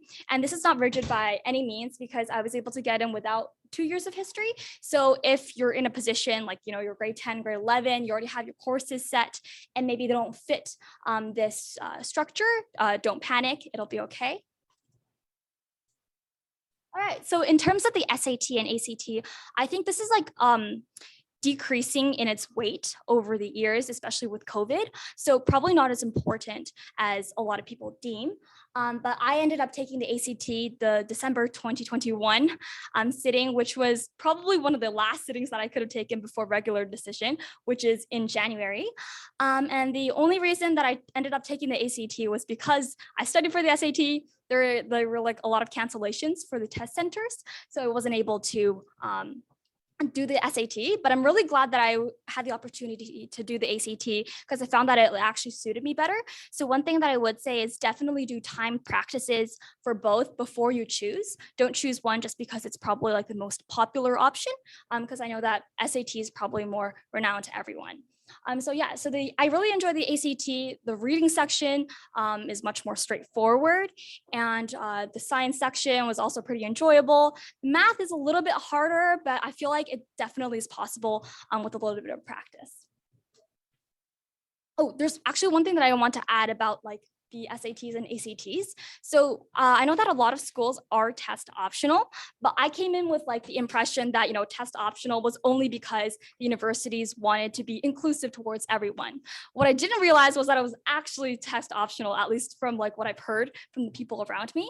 There are a lot of people who got into really great universities being completely test optional, not taking a single test or not submitting scores at all. So if you're stressing over this, I would say that, you know, if you don't think that you can score well or you don't think it'll add anything to your application, either one, don't submit your scores, or 2, spend the time doing something like that you think that you could do well, or, you know, things like extracurriculars, things that you think can enhance your application. So in terms of extracurriculars, I wasn't able to list all of them on here, but I'm happy to answer any questions if anyone has. So the first thing is that I competed in a lot of national and international competitions in the environmentalism and in business, and also a little bit in entrepreneurship. So I did do a little bit of work there. In terms of school clubs, I'm involved in DECA and debate, very heavily involved, and I hold leadership positions in both. And in terms of outside, I kind of dabbled everywhere because like my approach to high school and preparing for university was just doing what I like and when I like. And this just resulted in an entire list of really sporadic things. So I definitely chose breadth over depth. So in terms of outside, I did a lot of nonprofit organizations. I founded a couple. And then I also did some volunteering with hospitals and senior homes. And volunteering is something that I've been doing for quite a while, I think almost like a decade, 10 years. So it's something that I've been really consistent about. I think that's one thing that shines through my application. I've also been on advisory councils for the environment, also for student boards. And I did a little bit of personal research and contacting manufacturers, releasing products, things like that. Internships over the summer, and I dabbled a little bit in sports and music. In terms of Linky, my primary involvement, as Henry introduced, is debate. So I did start very much like Albert in the old campus, so the older building. And debate was something that definitely helped me out. I think also through this like application process. So like there are a lot of questions that require you to kind of have like this global perspective, awareness of the world. And that's something that interviewers also ask. So I was sitting in an interview and then, my interviewer once asked me, what's like the biggest problem you see in this world? And then there are really thoughtful questions like that require you to think on your feet and also be aware of things that are happening in the world, which I think is super important. But also there's like one question from the Stanford application. And it really much is just like, what's the most important issue to you? Or like, I think reworded, but something like that. So you have to write about things like that. And I think debate definitely prepares you really well. And I'm also like really introverted, not that great of a speaker, but I think that debates definitely helped a lot for me to be able to stand here today and talk. All right, so in terms of framing your extracurriculars, I think this is the second next important thing, apart from the extracurriculars that you do. So the first thing is make sure you know like which ones you want to choose to put on your application. You probably don't want to put all, you want to put the ones that you have the heaviest involvement in, or you think you have the most impressive involvements in. And there are two approaches to this, I think. So the first one is the mosaic, in which you kind of fill each category on the application rating. And what I mean by this is that you can probably see on the Harvard website or on various, like if you do a quick Google search, Harvard's application process and the way that they rate a lot of candidates and applicants. They rate it all basically on categories, different categories, for instance, I think sports, athletics is a category, extracurriculars, like character, these are all different categories. And if you can try to fill each one on through the 10 that you have, that's like kind of like an approach in which you can exemplify that you have touched on every single category. And the second one is focus. So if you do a lot in like one thing, so like, I don't know, if you're a super athlete and you do like 8 different sports, then that's definitely something that you can emphasize, or you can emphasize also in your essays, which I'll talk about a little bit later. All right, so in terms of school selection, I think this is definitely the hardest part, at least for me. I had a lot of trouble in terms of deciding which schools I want to apply to, and even if I should even apply to the US at all. So the first thing I would say is definitely to apply to each school with a general, like a genuine purpose and like a genuine interest, because that really shines through in all the essays, the interviews that you have for a lot of these schools. So first, probably have an idea of the major, or if not, like a general area of interest that you're interested in. And if the schools need blind or need aware, and if you can, definitely visit the campus. I think that's definitely something that I wish I had done, because it makes the decision-making process much easier. And in terms of need blind and need aware, this is also something really important that I kind of overlooked. So I applied to the UCs. I kind of just decided to apply there because I wanted to. Didn't really discuss with my parents, didn't understand the financial situation, applied there and realized that I probably wouldn't be able to go. So there's definitely areas in which you definitely have to do a lot of more like in-depth research in order to do those things. The second point under here is that you should definitely have a clear and well-researched vision of what it would be like to actually be a student at that campus. So if you can, definitely reach out to students who are on campus or like are who know this like the school well, and then know if you actually fit in with the university or if the university can provide what you need for the future. And that's definitely something that you can present through essays. So Cornell actually has one prompt, and I think a lot of schools have the same prompt. It's basically like the why us and what do you want to accomplish at our school. So definitely some things to think about fairly early on. And with the EA, REA, ED, and RD process, this is something that I wasn't particularly familiar with when I was starting off. So all my applications to all my universities in the US were submitted actually in the regular decision round, other than the UCs, which were submitted, I think, like late November. And this is definitely a lesson learned because it conflicted with my Canadian application. So I ended up writing like around 20 applications within 3 weeks. So it was a lot of pressure, but it was manageable, it was doable. I would not recommend it. And there is a timeline that I put underneath after this slide in terms of like how you can schedule your like application process and the entire deal with that. So in terms of choosing, you definitely have to consider finances, location, the network, and the opportunities, and if like the university actually focuses in the area that you want to focus in. So for me, deciding between Harvard and Stanford was very, very difficult. It took me about like a month, and I waited 3 hours before the deadline to make my decision. So my parents were very anxious about that, but I ended up making a final decision. And it really came really close. Like it came down to the feel of the school and how much I felt like I fit in there. And because like I was able to talk to, Stanford offered me a person who rejected Harvard and went to Stanford to talk to. And then Harvard, I asked Henry, and I consulted a lot of people. What it really came down to was kind of like the metaphorical like feng shui of the school and how well I think I fit in. It was like the basic feeling. And by no means is Stanford inferior. I feel like all these schools are very great and definitely unique in their own way. So yeah. And in terms of application, so I think this is like the most important part actually. So the way that I thought about it is how I want to present myself to admissions officers who don't particularly know anything about me at all, and how I want to sum up my entire personality, everything that I've done over the past couple of years. So the first thing, so these are actually just copy and pasted from the website. And you can find this easily on their website as well. At Harvard, they look at growth and potential, interests and activities, personal character, and what contributions you can make to the Harvard community. And they have a bunch of questions underneath each of these prompts, and you can like kind of understand what they're looking for.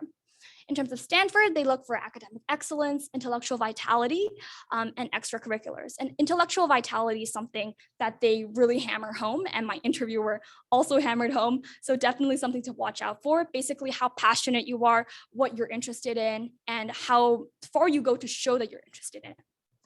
And the approach that I took with my applications is running a theme through all my essays, my Common App, my supplemental applications, extracurriculars, and also in the interview. So you want to answer the questions, what are you trying to convey to the people? And how do you want to be remembered by the admissions office? So actually a couple of weeks ago, I was calling in about my medical insurance in the US to the Harvard campus. And the person who picked up was like entering my facts, like my name and my Harvard ID and everything. She saw my name and she's like, oh my God, are you the person who's interested in seaweed? And like, she was able to remember like certain things of your application. So definitely make parts of your application stand out, be unique in a positive way, and make sure that the admissions officers can remember you in one way or another.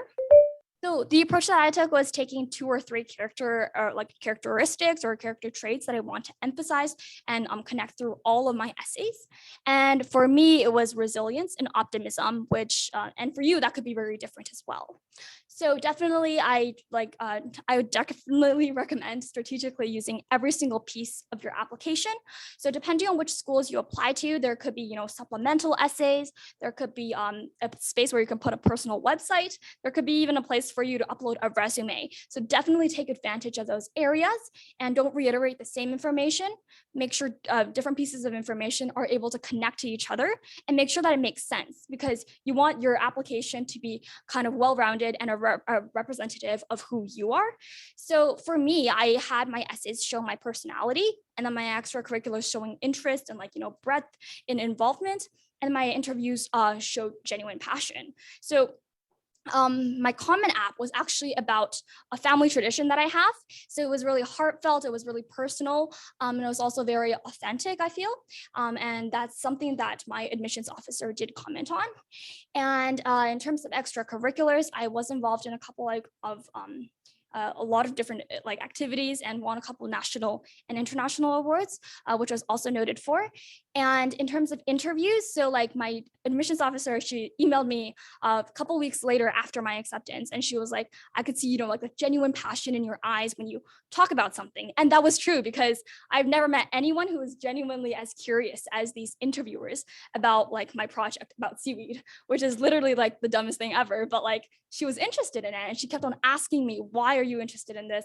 Why are you doing what you're doing? And it really is a self-reflective process. One thing I will say for interviews is that you may not always get an interview for a university or a college, and that's okay, because we're international, we're Canada. Sometimes there are not enough alumni to interview us. That's also there's one part of it. And interviews, depending on the school, they don't really make or break your application. Sometimes it's just to verify that you're a real human being and you line up with everything that you're saying.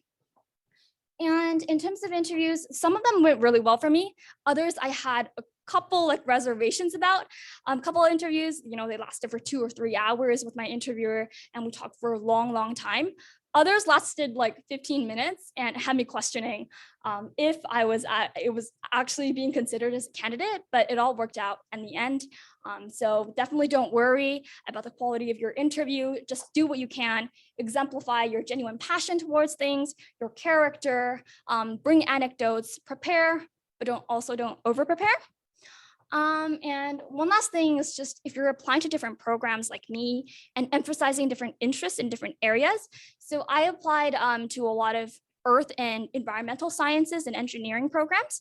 I also applied to a lot of business programs. So I should have mentioned earlier, but I was admitted into UCLA for economics, UC Berkeley in the pre-Haas program, so the Haas Business School, and Stanford undeclared, Harvard undeclared, but I all indicated that I was interested in science and business. So with that, the Common App must be a common ground, right? You don't want to emphasize that you're super interested in the environmental sciences and then apply to NYU in a business program. They're like, what are you doing here? So definitely use your essays strategically is something that I would say. In terms of my Common App, it was something that wasn't really descriptive of any of the involvements or any of the majors that I was in. It was more so an introduction to me, who I was, my, the past 16 or 17 years summed up. And the last tip I definitely have is to avoid over editing. So this is something I did not suffer from because I rushed everything until the very end. But this is something that I've heard can be pretty harmful. So definitely make sure that the essay represents who you are, be authentic, be vulnerable at times, be someone that the application, the admissions officers will definitely remember. So by avoid over editing, I mean, you could definitely write this months in advance, sit on it, continue editing, making minute changes, but definitely don't get too many eyes on your essay, something that I would say, because then it dilutes your personality, what you're trying to convey, and ultimately it is you who you're trying to show the admissions officers. Okay, so this is the ideal timeline for a non-procrastinator. So first, definitely start early in the summer. It's definitely pick schools, brainstorm essays, choose if you want to do the SAT and ACT. Ideally, do your sittings here. Don't do it all the way between 3 and 4. And then late summer, you can start writing your essays before school starts. You know, you have that time to do so. So that's definitely something you can do.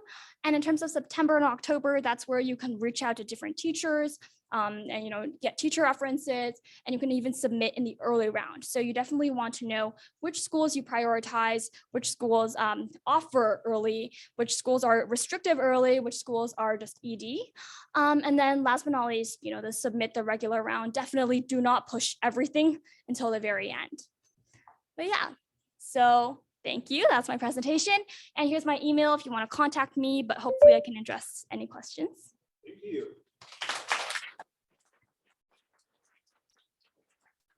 Thank you, Jessica. And yeah, just a quick tip. If you guys have any questions, I'm sure you will, right? For any one of them, right? Make sure you take note. Otherwise, you might forget. You might forget them. So I take note. I write my questions down, right? When I hear their presentation, I just write my question down. You can use your cell phone, right? Because we will get to the Q&A at the end, right? After they all finish their presentation. All right, so now let me introduce Leo and Leo Zhang. Hi, Leo is graduating from Upper Canada College, right? I know Leo a long time ago as well, right? Preschool actually. So, okay, Leo, you want to do a quick self-introduction? Yeah. Hi guys, my name's Leo. I'll be going to the same school as Gavin, UCLA in the fall. I also did the IB program, and my presentation is going to be, focused around CS, looking at the crowd, probably a good amount of CS majors. We're going to basically go through what my application was, why I've surrounded it around like engineering CS and what made it work. And then I'm going to basically just talk more about my experience and what I thought was good. So yeah, cool. This is my overall profile. This slide may be a little crowded, but I'm going to start with what I did with the IB, and everybody here has also done the IB. So I had 3 HL courses, 3 LSL courses. I did physics, math, and economics for my HL, chemistry, French, and English for my HL and for my SL. One thing that I noticed here is that because at UCC we're given more choice in terms of what courses we could take, and we have a lot of options, what a lot of schools and universities look at is course rigor in their course selections. That means to look at what courses are available to you, what you can actually choose, and then they see if you've taken the hardest choices or like you've challenged yourself within your school. So what I did, HL physics and HL math are basically the highest levels of physics and math you can take. And I focused on these specifically because I knew I wanted to go into kind of engineering and CS. So I focused on these. I did SL chemistry, SL French, and SL English because, hey, I'm going to CS. French and English are probably less important to me. That's why I took those. IB also has two requirements: the extended essay and the TOK. Something that's gonna become evident in my presentation is I have a bit of a procrastination issue. The extended essay, we got 8 months to do. I switched my topic in the last month and wrote it over the last week. I ended up with a B. I got a TOK on an A. And that leaves me with a IB predicted of about the same as Albert and the others here, which is about like 42 out of 45. In the same boat as Gavin, I also took AP Computer Science because I wanted to go into engineering. Oh, yeah. Okay. So in the same boat as Gavin, I took AP Computer Science because I wanted to do engineering. So that meant as prerequisites. And I recommend if you have a specific program you want to go into in university, you look up the actual prerequisite programs, because for engineering, you have to do chemistry and you have to do physics. And that's why I was locked into these two for my IB program. And since these are both sciences, I couldn't take IB Computer Science. So I also took AP CS outside of school.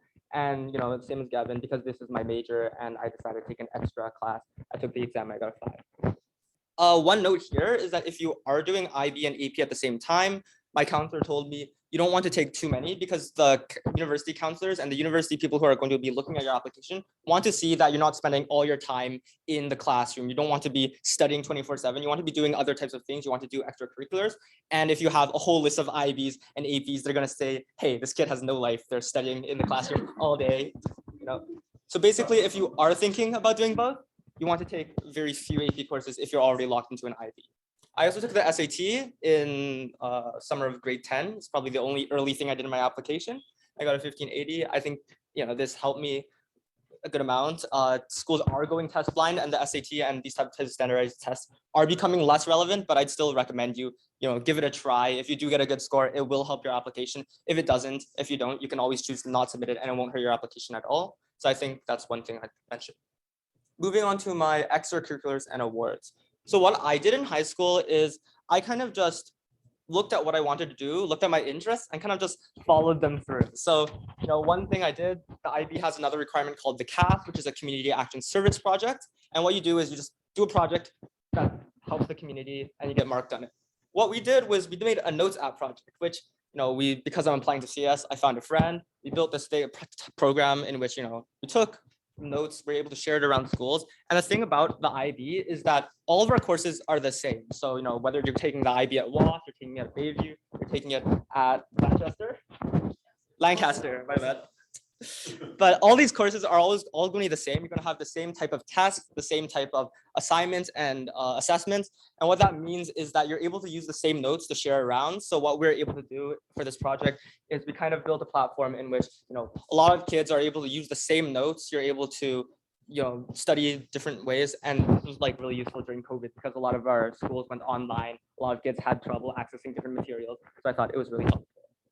I did a couple of programs here. The TobyX is a company that was a startup made by a bunch of Waterloo students. One of the guys who was leading the program let me in. He was like, you're pretty cool. We're gonna let you do an internship here. I learned a lot. I basically watched Waterloo kids type code for hours, and I copied what they did. And it ended up being a pretty good learning situation. I learned a lot. It was a really good experience. I recommend if you do know some kind of Waterloo students, or you know anybody that's doing some kind of projects, you can do a bit of networking, try to connect with them, see if anyone will let you help with them. And I promise you, a lot of people are a lot more open than you think. They'll probably let you help with a lot of different things.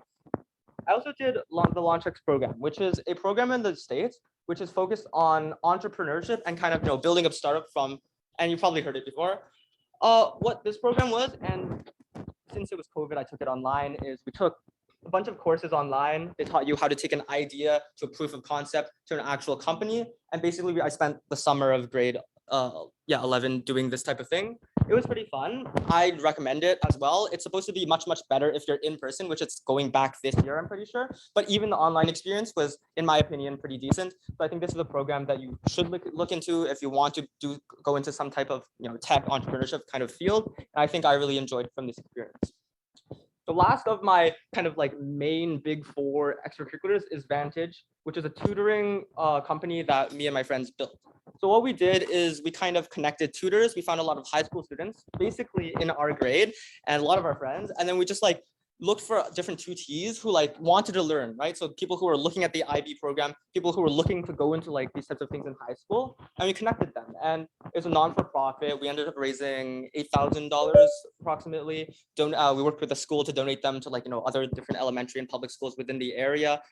Donated some education materials. I think a big part of my application was being able to connect CS with different types of initiatives. So in this case, community service, in other cases, actually entrepreneurship. So I think basically what I did was I took my interests, I connected CS, I kind of applied it, and that's kind of the theme of my application. The second line of my extracurriculars are kind of things that I've done for a good amount of time. So Varsity Swim, and on your application, they're going to ask you, how long have you done each extracurricular? How invested are you in it? So for Varsity Swim, I've done this for 10 years or more. I captained the last season before we went under because of COVID. I worked with the coaches to get us a couple of practices, a couple of meets this year as COVID restrictions were easing up. So I think this is one of the big things that I've been involved in for a long time, and I think it's very close to my heart. Band, same thing. I've done it for a long time. I work with the band director. We also, and again here, this is where because of COVID, we had to go online. Basically, what we did was we had individual band members record things, and then we use the computer to put all these recordings together to make a kind of electronic piece. And this is where it relates back to coding, relates back to CS, relates back to the theme of my application, which I think is pretty cool. Coding club leadership. I think when you have an idea and you're going to have a few clubs, when you go into high school, you're going to be immediately interested in. Coding was one of them. I ran a AI and machine learning type of thing with my friends. It ended up being pretty cool because we took a lot of programs related to school data in terms of our schedules and how efficient we were. And it ended up being a pretty good learning experience. These are just things that I've been involved in for a very long time. Last thing I did was the JA program, which is also another entrepreneurship thing. This one's available to literally everybody who lives in Toronto. There's massive amounts of different companies sponsoring this program, and they're all across Toronto, available to anyone who applies to it. So what it does is you're going to join a group of any other kids in your area who also apply to this program. You're going to be sponsored by members of a company. In my case, that was Scotiabank. And then what these executives are going to do is they're going to walk the group of students through, making companies. So as you can tell, entrepreneurship is kind of something I was interested in. I did a lot of programs in. I highly recommend this program if you are looking to do something it takes over the course of a year. So it's pretty fun. Cool. Moving on to awards. I did not have that many awards. I'm going to list these 4 that I were kind of proud of. They're some things that I did. And this is where I connect back to debate. We all did debate or DECA or something at Linky.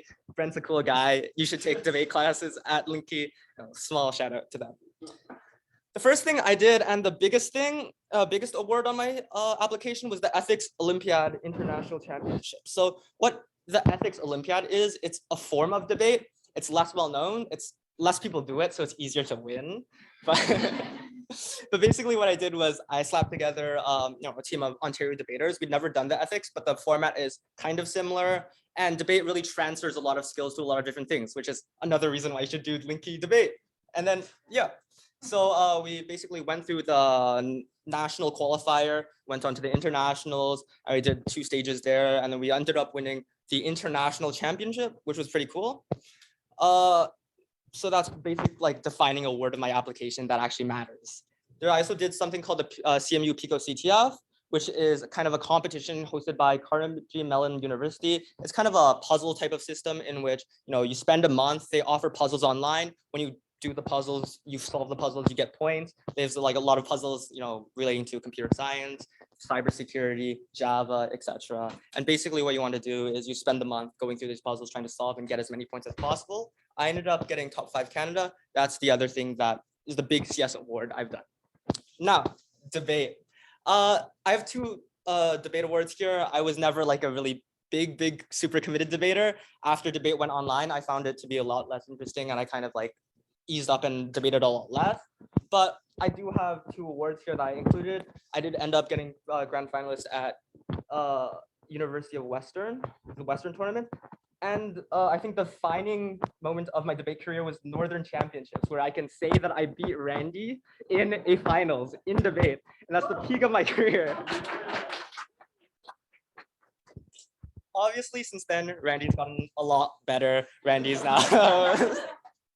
And yeah, I've become a lot worse at debate. But at the end of the day, one thing I want to point out is that what I did in my high school career was kind of look at my interest. I kind of did what I wanted to do. I looked at what I I looked at my interests. I connected it back to what I wanted to do in university, and I kind of half-halved it, followed my interests, and made sure it related back to my application, so I could have something to apply, have something to put on my application. So I was I think I don't regret too much in high school. I had fun. I was able to have a host of things I could put on my application. I bounced it out. It was pretty good.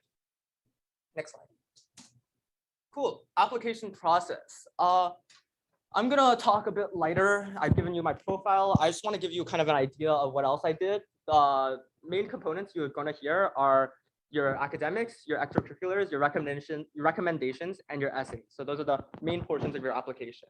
Academics, we've talked about the threshold, how a 99 and a 99.5 won't really matter as a difference. You want to pass the threshold, so universities are sure that you're going to be able to academically succeed at their institution, and past that, it matters a lot less, and the rest of your application starts mattering a lot more. I've already talked about my extracurriculars, so here's where I'm going to talk a little bit about my reference letters, because I think I was more involved in these, and I put a good amount of thought into these.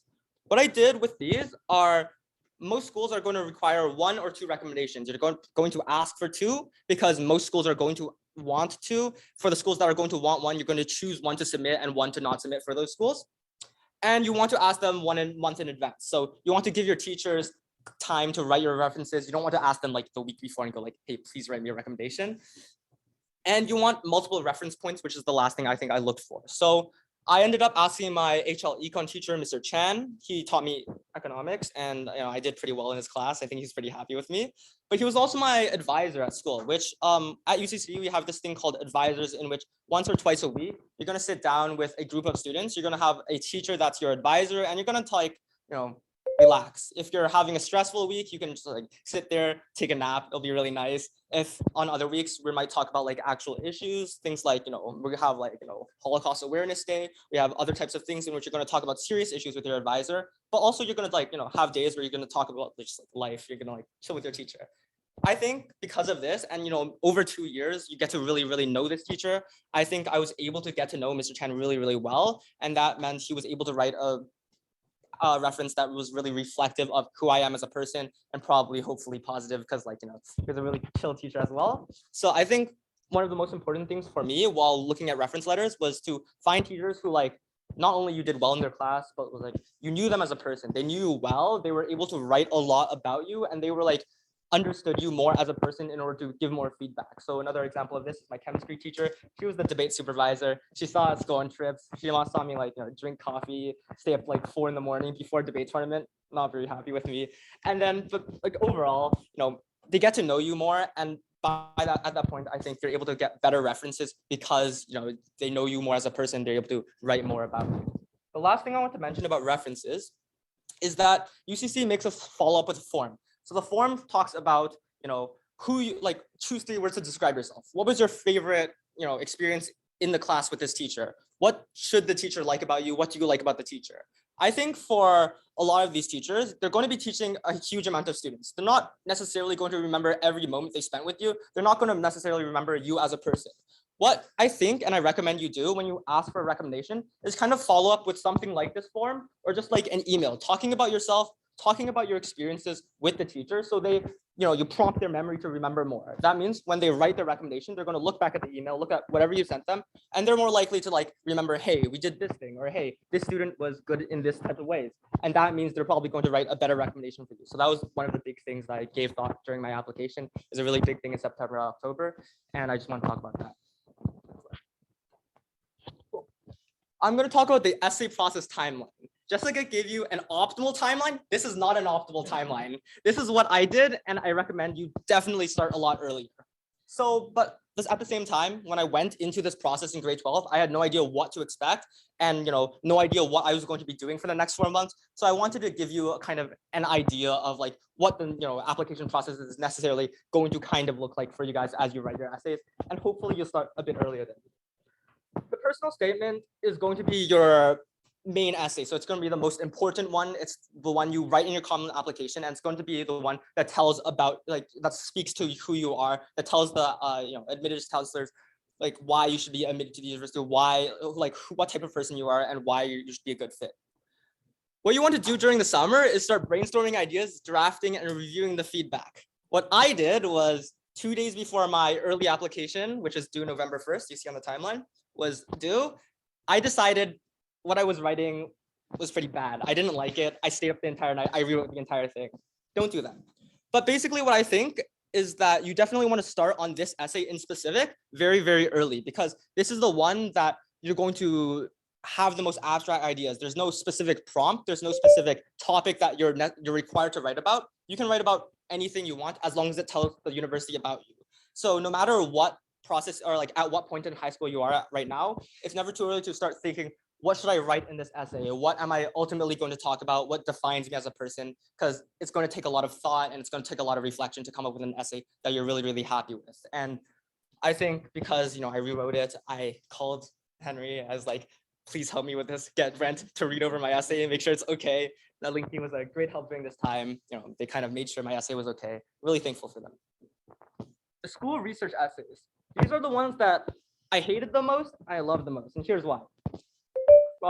For schools that you actually genuinely like. So, you're looking at the universities and you're doing the research, you're going to look how you're going to spend the next 4 years, right? So there are obviously going to be universities that you're really, really going to like at first sight. So you're going to look at the programs, you're going to go like, wow, I really want to do this. I really want to be here. And these are the essays that's going to basically write themselves, because you're going to know that you're going to look at these, you're going to do your research. You're going to see that these are so many reasons why I want to go to school, and you're going to write it all concisely in an essay. And like the majority of schools in the US that you apply to will have some type of form of like, why do you want to go to the school? Why are you the best fit for the school, etc. Right?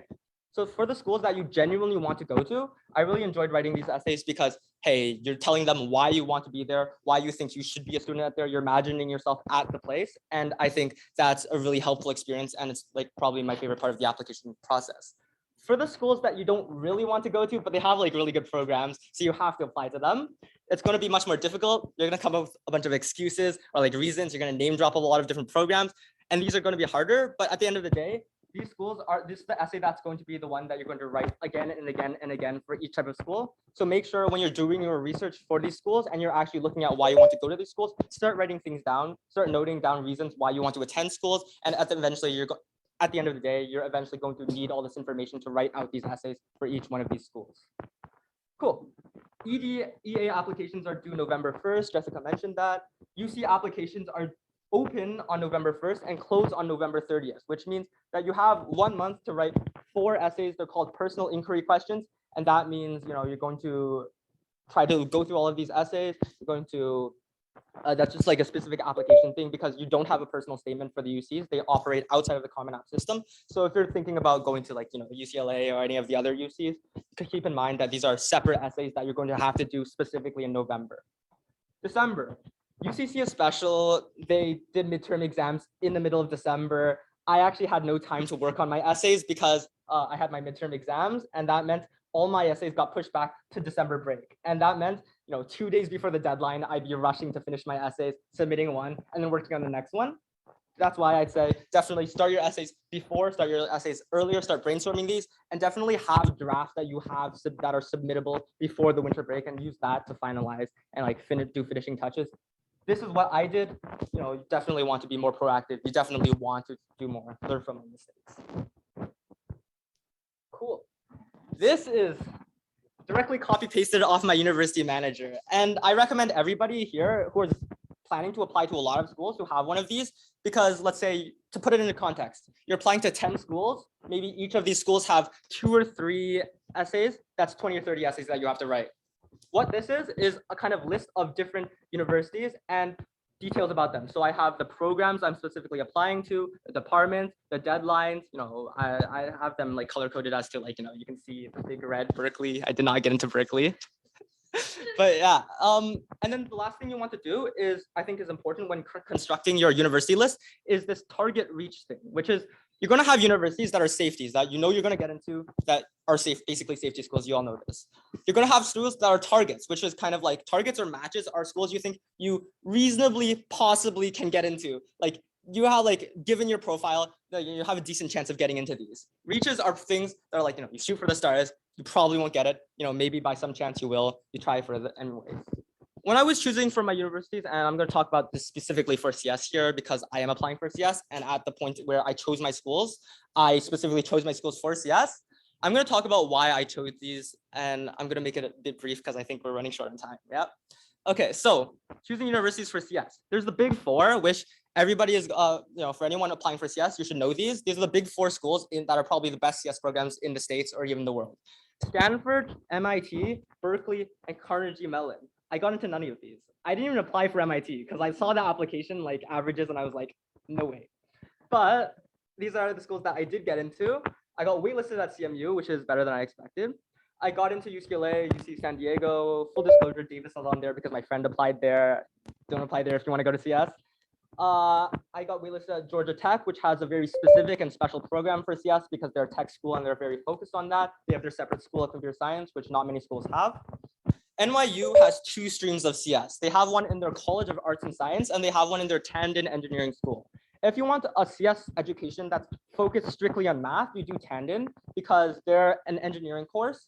If you want a kind of computer science with other electives surrounding things like liberal arts education, you do College of Arts and Sciences at NYU. The main difference at the end of the day, I think employers look at the degrees the same. The main difference is that Cass will live in Manhattan, Tandon will live in Brooklyn. So Manhattan is clearly the better choice.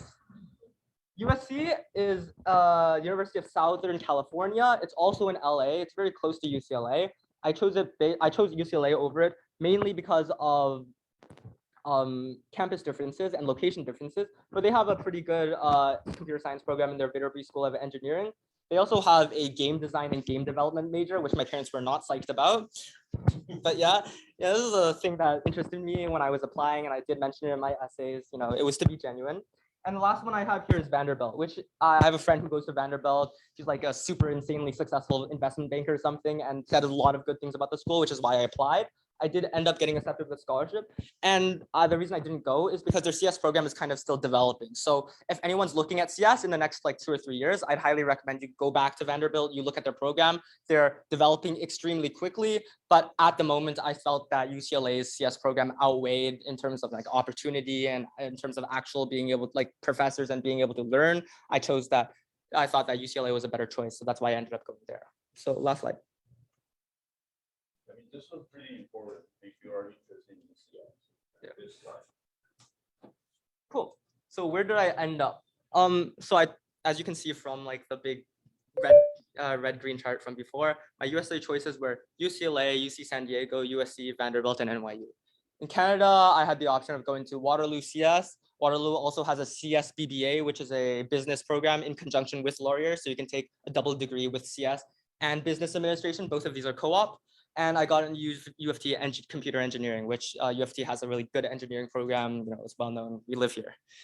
Reasons for UCLA. There are 4 things I really, really wanted to talk about specifically. And the first one is that when you study in the States, it makes it a lot easier to work in the States. And this is like a really difficult decision because, full disclosure, I'm really lucky to have parents who are able to fund most of my education, makes it possible for me to go to UCLA despite the like very exorbitant cost. But if you're able to afford it, I would choose UCLA. And that's because I think what happens, although it's possible to go to the US and it's very possible to like get into Silicon Valley through co-op opportunities through Waterloo, is that UCLA and a lot of the programs in the States allow you to kind of seek opportunities, allow you to work within the States during your education. And most importantly, I think the programs at the States are specifically oriented towards being able to get the best type of preparedness for your employment. So what UCLA has is a very theoretical CS program in which they teach you kind of concepts in terms of computer science. They don't teach you the physical, like, we're going to teach you how to write this program in this code. They teach you the concepts of what a variable is, or like much more difficult concept like recursion, right? What UCLA has specifically that attracted me to this school is that it has a massive community of students that are able to build organizations centered around the type of program that it's able to take. So the students here know the gaps between the program for UCLA. They know which parts that the CS program at UCLA is lacking, and they offer and they create clubs in order to fill in these gaps. So if you're seeking employment, there's a vast amount of different extracurriculars, things like ACM, DevX. I can list like 10 or more of these, but basically what they do is a lot of students come together, they see, hey, the CS program at UCLA is lacking in certain areas, and we're gonna fill those gaps in. We're gonna teach you how to specifically do X, Y, and Z, so you can actually get that employment opportunity. You can actually get that job because this is what employers are looking for, and we're gonna help you with that. So the actual like collaborative environment that UCLA offers is what ultimately attracted me to this program, ultimately attracted me to study in the States, and ultimately work in the States.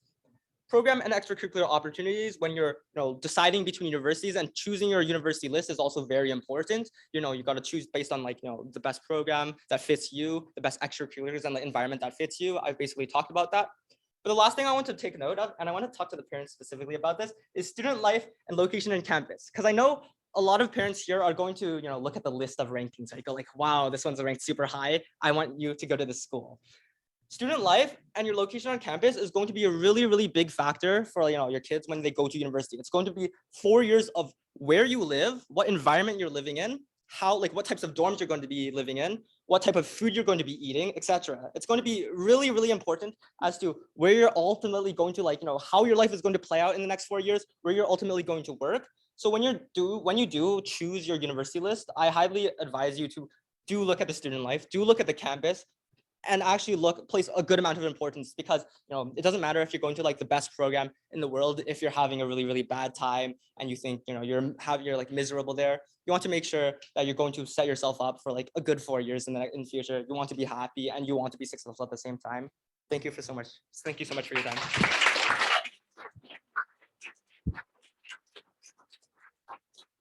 Thank you, Leo. Leo, you used to swim swimming dragon, right? Yeah, Yeah, so Leo, his swimming coach was my teammate, swimming teammate. So we have something in common, which is swimming, but he can beat me easily. Okay, yeah, thank you, Leo. Let me share something real personal with you about myself. So, in the past few weeks, I have developed some pretty significant interest in law because of the Johnny Depp and Amber Heard trial. I have become a good fan of Camille Vasquez, right? The lawyer, the attorney for Johnny Depp. Okay, so now the last two speakers, Paul and Roy, they will both go to the law program, right? I mean, today we got 7 speakers, 5 of them in IB, 1 in the gifted program, and we have only 1 AP, right? But we're gonna save the most precious one at the end, which is Roy. Let me bring up Paul. Paul, come on up.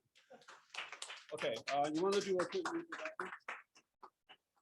Hi, everyone. So my name is Paul, and we're about to run out of time. So we're gonna speed run this whole experience. King's College London, it's where I'm going, and a little bit about me. So next slide, please. So I'm an incoming King student. I'm going to study law. I did both IB and AP. So thanks, Roy. I have no life.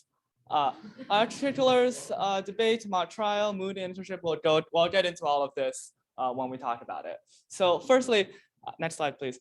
I didn't know that we're supposed to go on this massive introspective journey about our applications. So I thought of this as more like a sales pitch for my school. So here you go.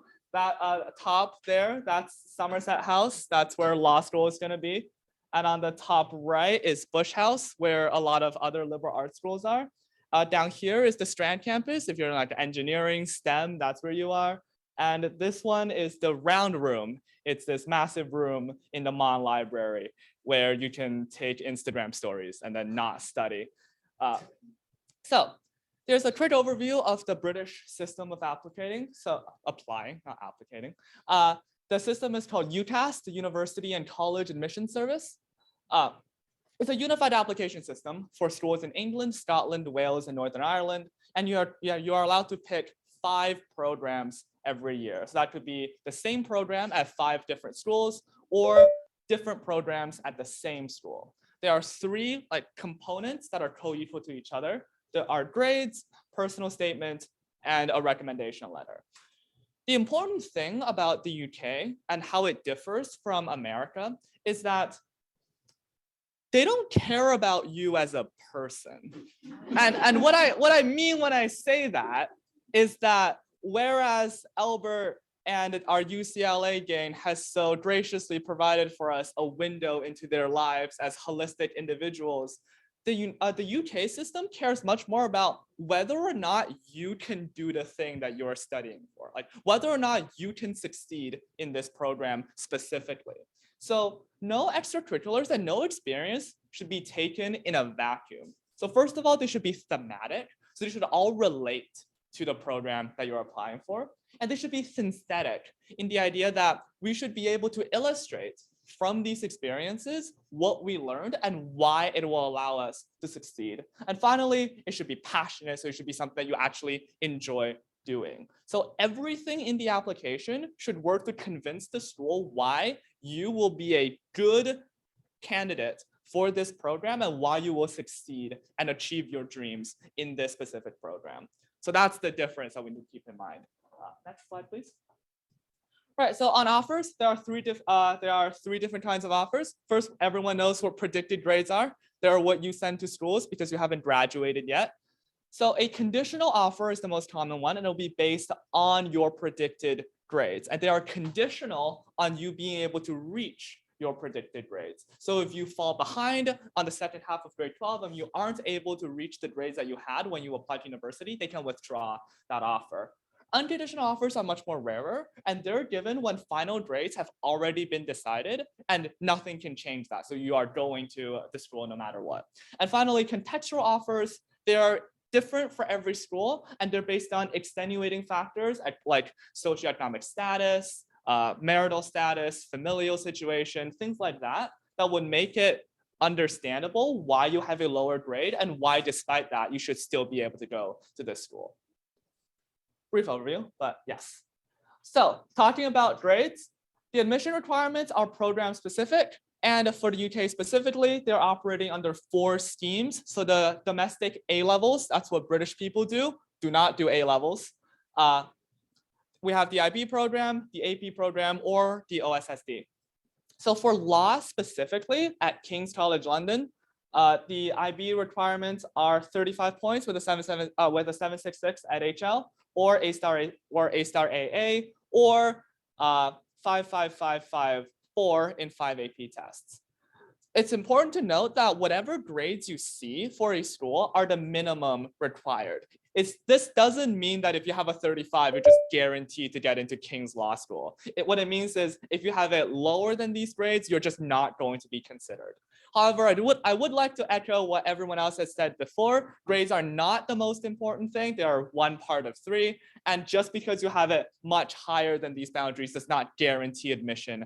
Either there's diminishing returns when you get to a certain point. So if you want to look at my grades, a little self-conscious about it, but here it is. 43 points at IB with a 777 at HL. That's not true anymore, but it was true at the time of application. And I have 6 AP tests at 5 scores because I did both.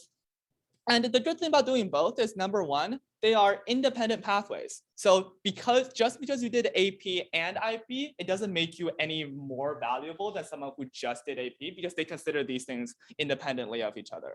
The important thing here is you have 2 pathways, so you have a safety net. If you mess up a few AP tests, you have your IB scores. If you flunked an IB class like I did, you'll have your AP scores. And these AP tests are also good because they give you an unconditional offer, since these grades are already cemented. I took them in like grades 9, 10, and 11. So I was able to take a lot of pressure off in my final year and go work on other ventures because I didn't have to worry about my final exams. Okay, next slide, please. So next we can talk about a personal statement and extracurriculars. So I talked about 3 things in particular. So these are not the only things that I've done, but as importantly noted, you only have so much space in a personal statement, and you should only talk about things that are important to your degree when you're applying to a British school. So I did mock trial 9 to 12. I was the team captain for my final year, and I led my team into a devastating defeat. I argued a POA and did some expert examinations. And it's important because this gave me insight into criminal law, into legal philosophy, into trial advocacy, made me understand that the law is not just something we use to judge people, but a holistic system of what approximates justice in our society. So I don't know if a lot of people knows what mooting is. It's a relatively niche thing for people to do. It's like debate, but in a legal framework. So you take a real Supreme Court case, so R.V. Williams in the year that I did, it's Bentley Platnick this year.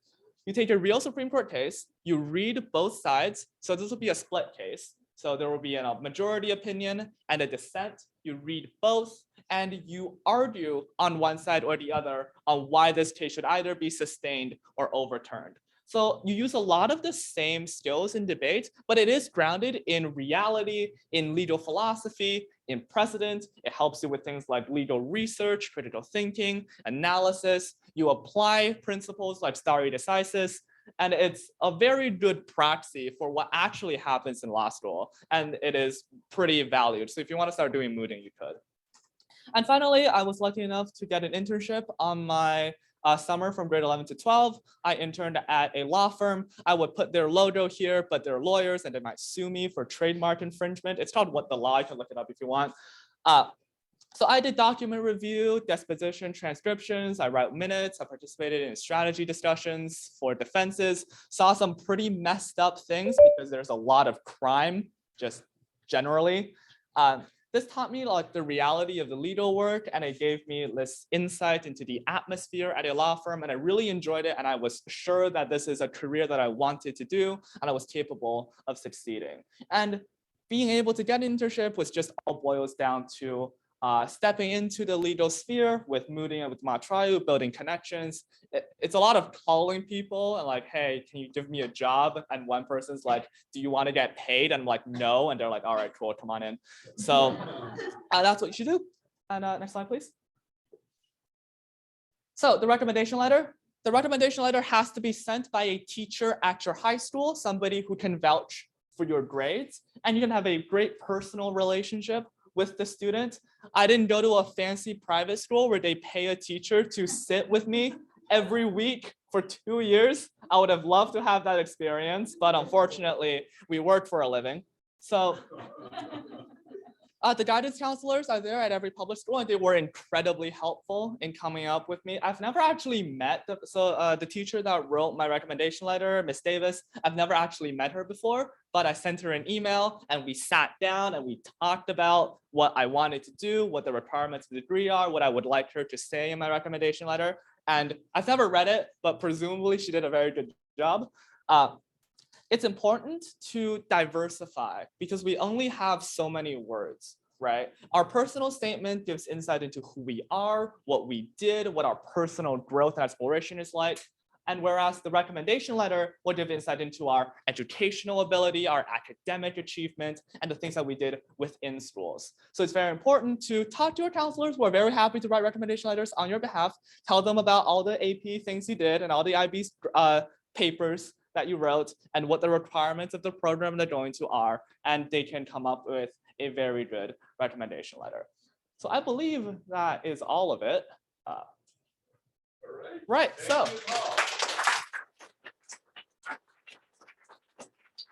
Thank you.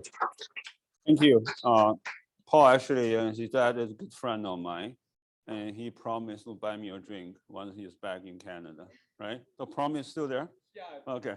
Okay. All right. Good. Yeah. Let me introduce you to Roy. Roy is the most precious one, as I said, the only AP student for tonight. Roy graduating from Appleby College, right? The fancy private school.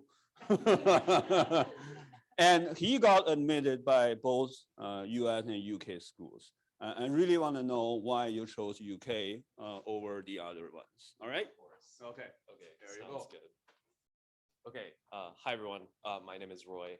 Like Henry said, I go to Appleby. I just graduated yesterday. So full disclosure, if my voice starts like dying, that's why. Okay, cool. Next slide. So just a quick overview. First, my stats, what I did. Secondly, in terms of like applications. Thirdly, in terms of YUCL and the UK applications. Oh yeah, the second is like all the schools I applied to, stuff like that. And then fourthly, some quick stuff on course selection. And yeah, okay, cool. So here are my stats. This is my just like overall average throughout the 4 years. As you can see, I didn't really take grade 9 and 10 seriously. 92, 92, 94, and then 97. I think. I haven't got my report cards yet, but it could have dropped because I didn't pay that much attention in the last 2 months. Okay, cool. Here are my APs. I took 1 this year and 3 in grade 10 and 6 last year. That said, for the ones I did take last year, I took as like courses that I like studied in school, right? So like APUSH or APUS history, Mandarin, seminar are like courses I took in school. So I didn't like self-study for them. I self-studied the 3 in grade 10. They were atrocious, so boring. Please pick something that you actually like. Don't just do it for like, I don't know, like Sally from Harvard admissions to love you back. Okay, cool. Some extracurriculars that I actually used in my applications in terms of essays. So I volunteered at a senior home for 4 years. I couldn't do it because of the pandemic, because, you know, don't want to get old people to die from you talking to them. I volunteered at a law office for 1 month. Again, full disclosure, I didn't really do much. I just like answered calls, but I told the colleges that I got to like view how law offices worked. Yeah. This is probably the most significant one. I had an internship with a feminist charity for all 4 years of high school. I started with them on a service trip in grade 9, and I've like been with them kind of like risen through the ranks, if you will. I don't know. I was also a ski instructor for 2 years. I was a volunteer for the first, and I got paid for the second. Here are some like brief leadership positions I have at my school. I am the head of the debate club. Also did debate with Link He all 4 years of high school. It was awesome. Brent is a cool guy. Boarding house leadership team. I was a peer tutor and peer counselor for 3 years of high school. I didn't do it this year because I got lazy. And then I was also a like leadership position in grade 11. That's pretty significant at my school. But yeah. Okay, cool. So here are some of my applications. These are the ones I got in. These are the ones that did not love me back. That's cool. I applied to direct entry law for all the UK schools, political science for Canada and the US, except for Western. Western's weird. Like I also applied to their like Ivy Business School or whatever. That is like advanced entry. But like I studied poli-sci for the first two and then go into IB. Yeah, cool. I didn't go, so it doesn't really matter. Yeah. Okay, so yeah, just UCL stuff, general UK applications. So Paul covered it like significantly better than I do. I will, but so like you'll have standardized tests, letter recommendation, predicted grades, and personal statement. I echo everything Paul says about the personal statement. They don't care about you as a person. They just care if you're qualified or not. So standardized tests, I would definitely look into it. For the program you want to go into, it's different for every program. But also, I would like to note, you can only in the UK for apply to either Oxford or Cambridge. So you have to pick one of them. And Cambridge is like quirky and they have their own like exam that they make you do.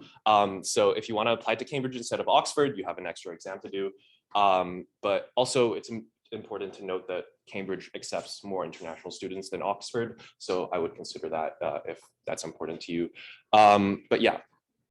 Okay, so LNATs for law, I got a 28. I probably should have put that in the stats slide, but whatever. So 28, I think, was the average for Oxford admissions in 2021. But yeah. And yeah, there's like a preliminary exam for like the political science, philosophy, economics. So like definitely for the programs that you're applying to, please like look it up specifically. There's no interviews except for Oxbridge, I'm pretty sure. I never got interviewed throughout my entire application process, so I don't really have advice for you on that. With regards to the letter of recommendation, I would definitely start thinking about this in my in your grade 11 year. So at the start of my senior year, I knew who I wanted to write my recommendation letter, which was a English teacher who has also worked with me in the Appleby debate. So she knew me very well. There was some elaborate schemes with my guidance department to get her as my English teacher so that she could actually write my letter of recommendation.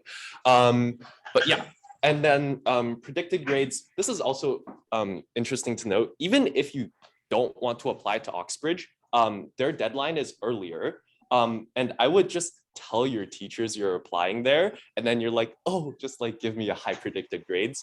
And then like you apply to one of them, and then like by the end of the year, they feel guilty not like letting you into the school of your choice. No, like it actually works. Like, trust me, guys, trust me. Like you'd be surprised as to how many teachers feel really bad about like being the reason why you don't get into a college. So definitely just like talk to one of your teachers. I don't know. Personal statement, again, echo everything Paul said. Brilliant. Why UCL? Okay, so there was some pretty significant thorough discussions within my family in terms of which school I was going to go to. My mom wanted me to stay in Canada because she wanted me to be close to them, but whatever. Sorry, Mom. So I ended up picking UCL over the US schools for two main reasons. First of all, I ended up so I took politics and law as my courses this year, and I just ended up being more interested in law. I found politics and like theory to be a little bit like less intriguing in comparison to the legal ones. And also, I think that like direct entry is something that I prioritize more in comparison to like having to do undergrad and then go into law school, stuff like that. This is like just a straight up working license as soon as you graduate. I really prioritize that. I thought that that was one of the reasons why I considered UCL over the American schools. Okay, cool. So course selection, this is pretty brief. So I had a pretty balanced course load from grade 9 to 11 because I wasn't sure what I was going to do. Like at the start of grade 11, I thought I was going to follow in my parents' footsteps and become a doctor. And then I took chemistry and I hated it. So, and then in grade 12, I had a really heavy humanities focus. This actually hurt me for US schools. So just as a note, I didn't take a science this year, nor did I finish an international language, like a second language, so French, because I like did French in grade 11. I didn't really pay attention, so I was just like, whatever. And also like at the start of or during my grade 11 summer, I was like pretty much 100% sure that I wasn't going to apply to US schools, and Canada and the UK do not require you to finish a language, nor do they require you to take like science during your senior year. So that was my thinking. I ended up still applying to US schools, which is why I would always just say like be on the cautious side, take a slightly more balanced course load in your grade 12 year. Maybe even like just take more courses, and then you'll have the option to like drop courses if you really hate it, or like if you decide that like, oh, this is a path I'm going to go down like halfway through the year, right? So yeah, that's basically all for me. So yeah. I'll take any questions. Thank you. Thank you, Roy. Okay, I know we're kind of running short in time. Let's get to the Q&A. So we'll try to have maybe another 10, 15 minutes for Q&A. Maybe we'll take questions from the online audience first. Oh, you send it to me? Okay. And then after that, and then we'll take questions from here. Oh, my eyes are getting old. Where is it? Shen, you send questions to me?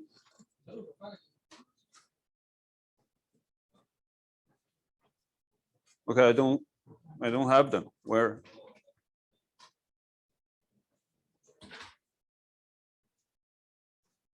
Okay, can you read them?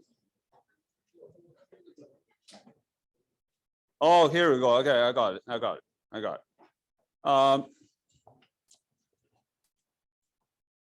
Okay, just question from Jessica, actually. What are the names for the national or international awards in the environmental and business? This is the first question for you. And there's a second question. What do you believe is the primary achievements, i.e. extracurricular or volunteering, that help you stand out in your university application? And there's one more from the same person.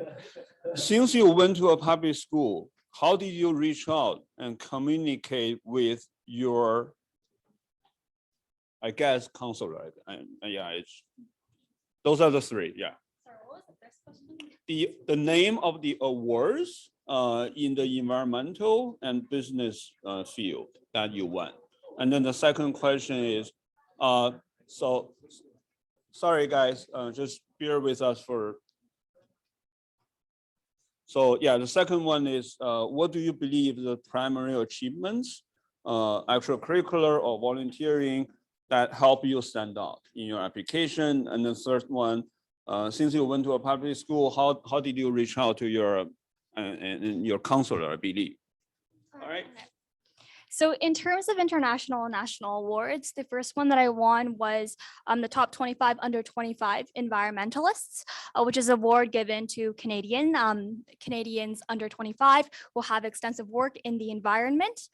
The other one was, the National Nature Inspiration Awards. I was able to win in the youth category as a finalist in that one. I also won the grand prize for the Blue Ocean competition. So those were the main involvements that I have done in the entrepreneurship and also environmental field in terms of national and international awards.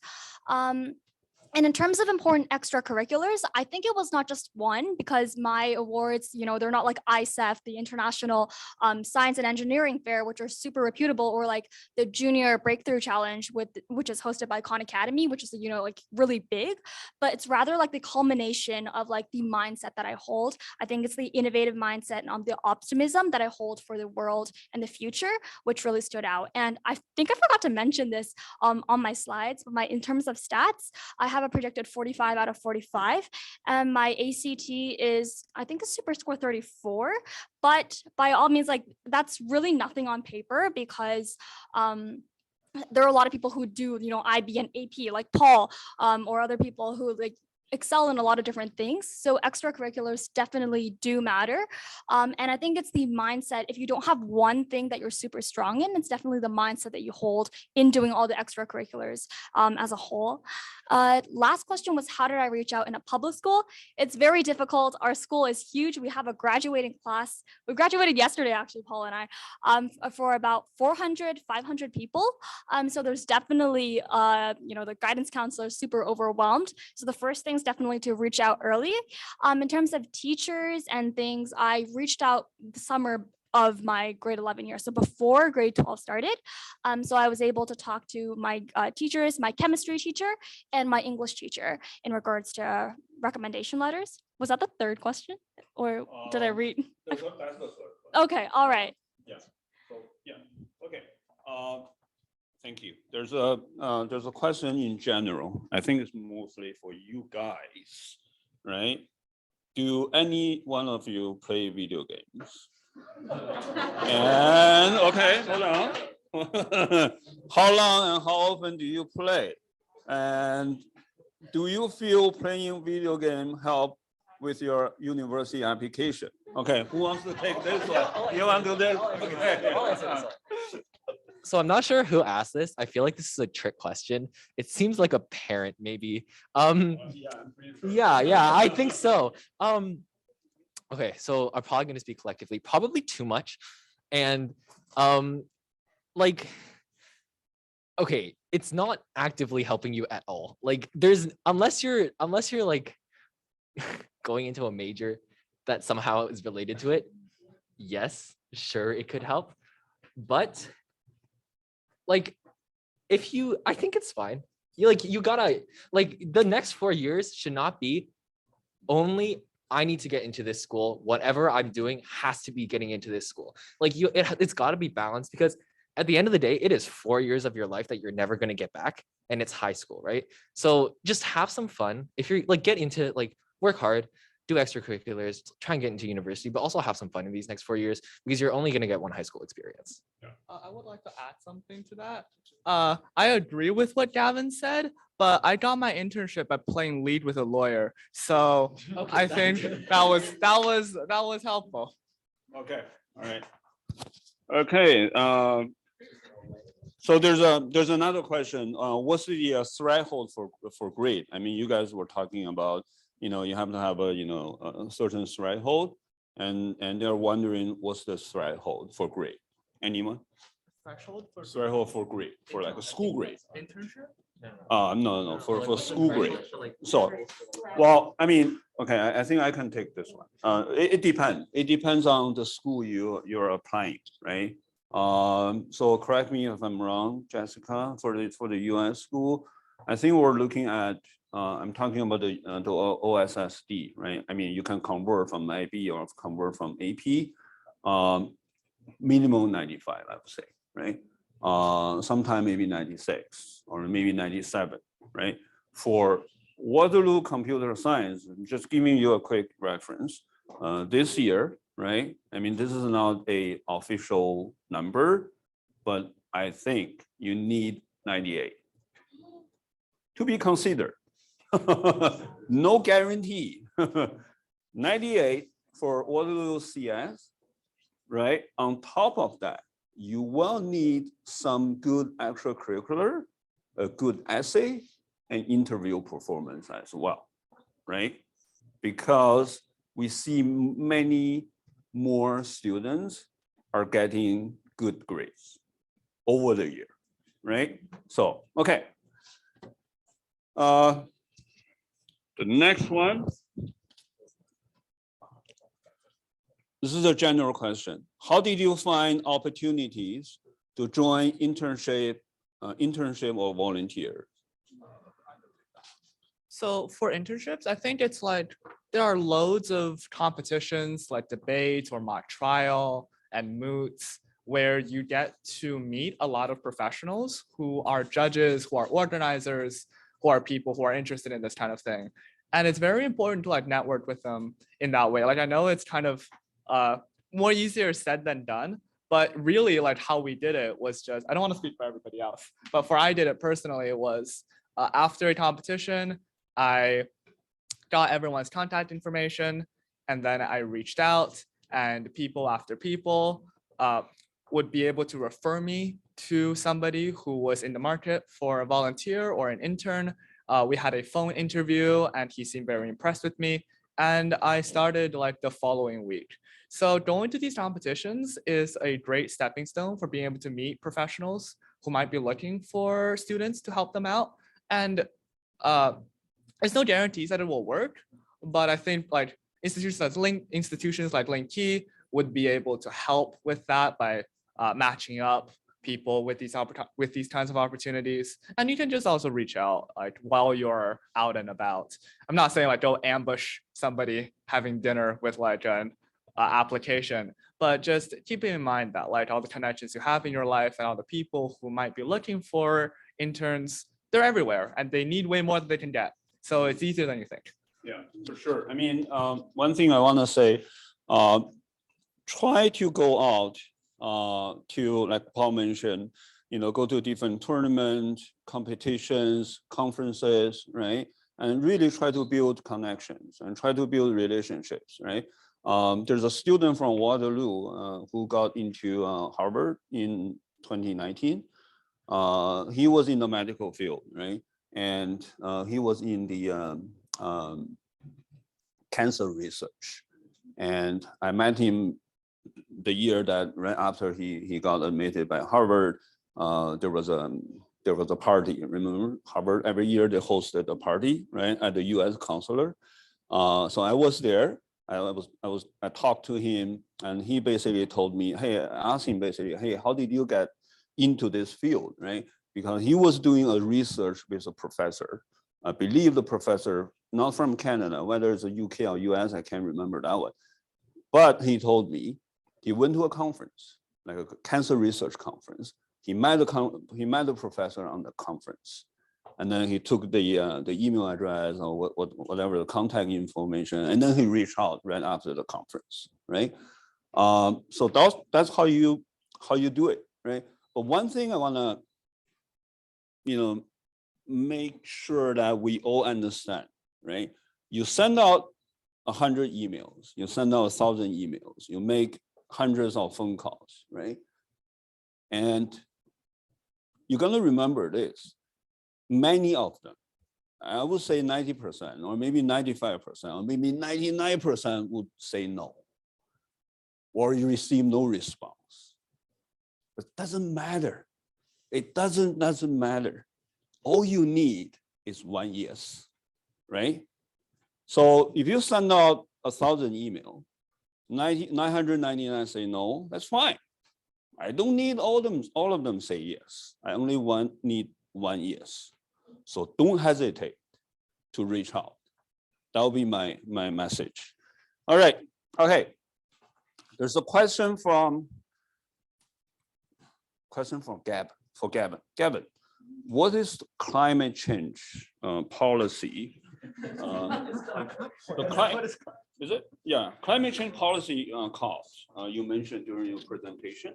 Okay, so it was this like it was an inaugural competition. So the very first time they ran it, it was run through, I can't exactly remember. It's run through this bigger organization outside of it, like something Canada, like I think CMI or something like that. But it was run by a larger organization, and it was like a sub competition. It was the first year they ever ran it.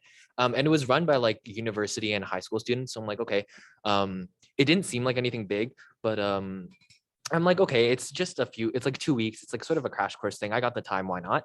So I took it. It was just a bunch of like, we had a bunch of conferences with these, with different climate change advocacy groups. We had it with public transit because that was the whole theme that year.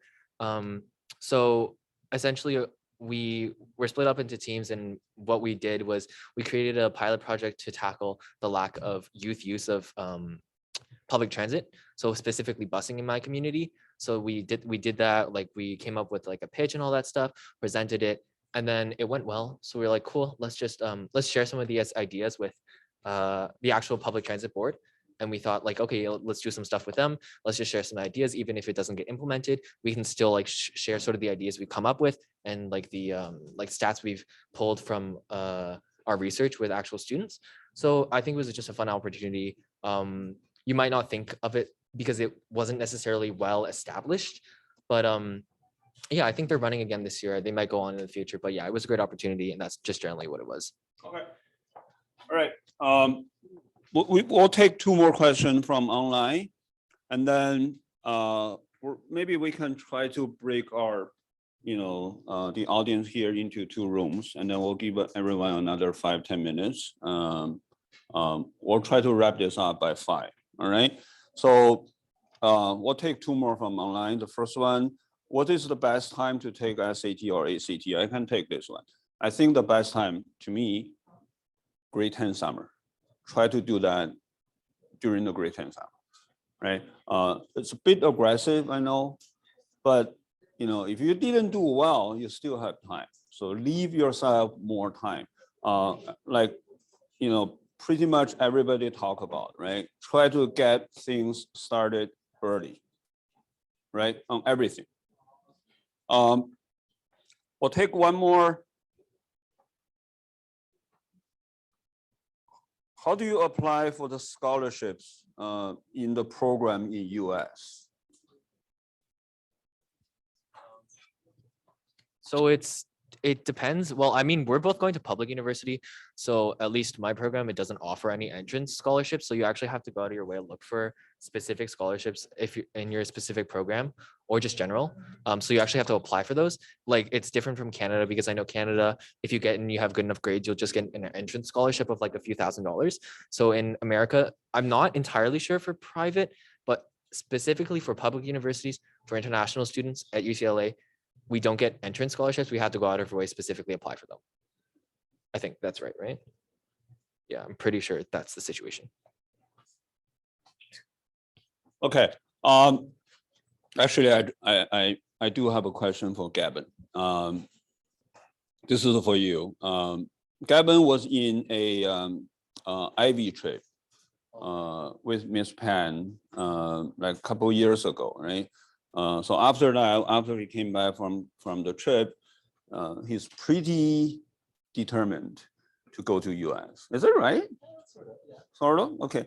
I just want to ask you, what made you pretty much settled in going to US? I mean, comparing the school in Canada.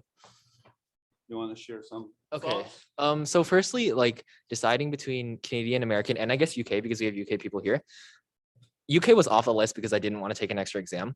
That was pretty much it. And I wasn't completely dead set on law or med, which I know is like a really big selling factor because you want to like fast track. So UK was out. And then I took a trip. I can't remember when, but I took a trip and I visited a bunch of like American colleges.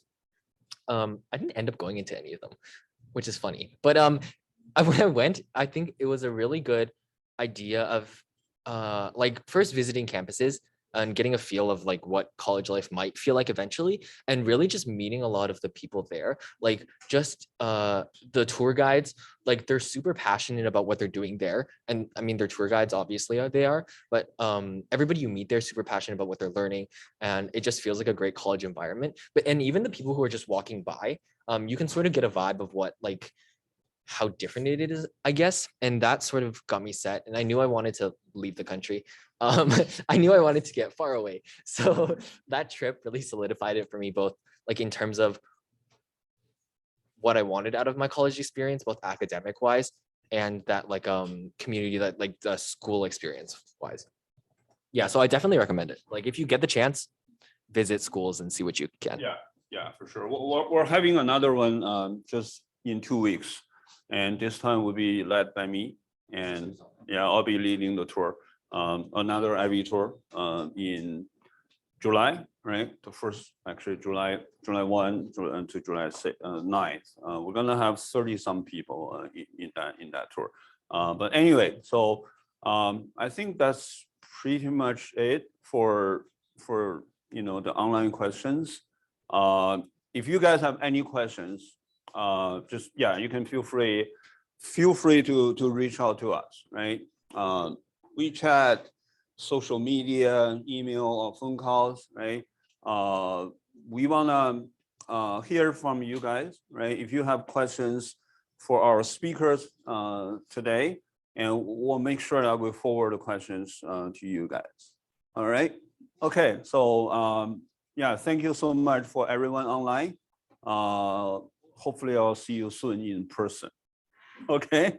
Right. Have a great weekend. Bye.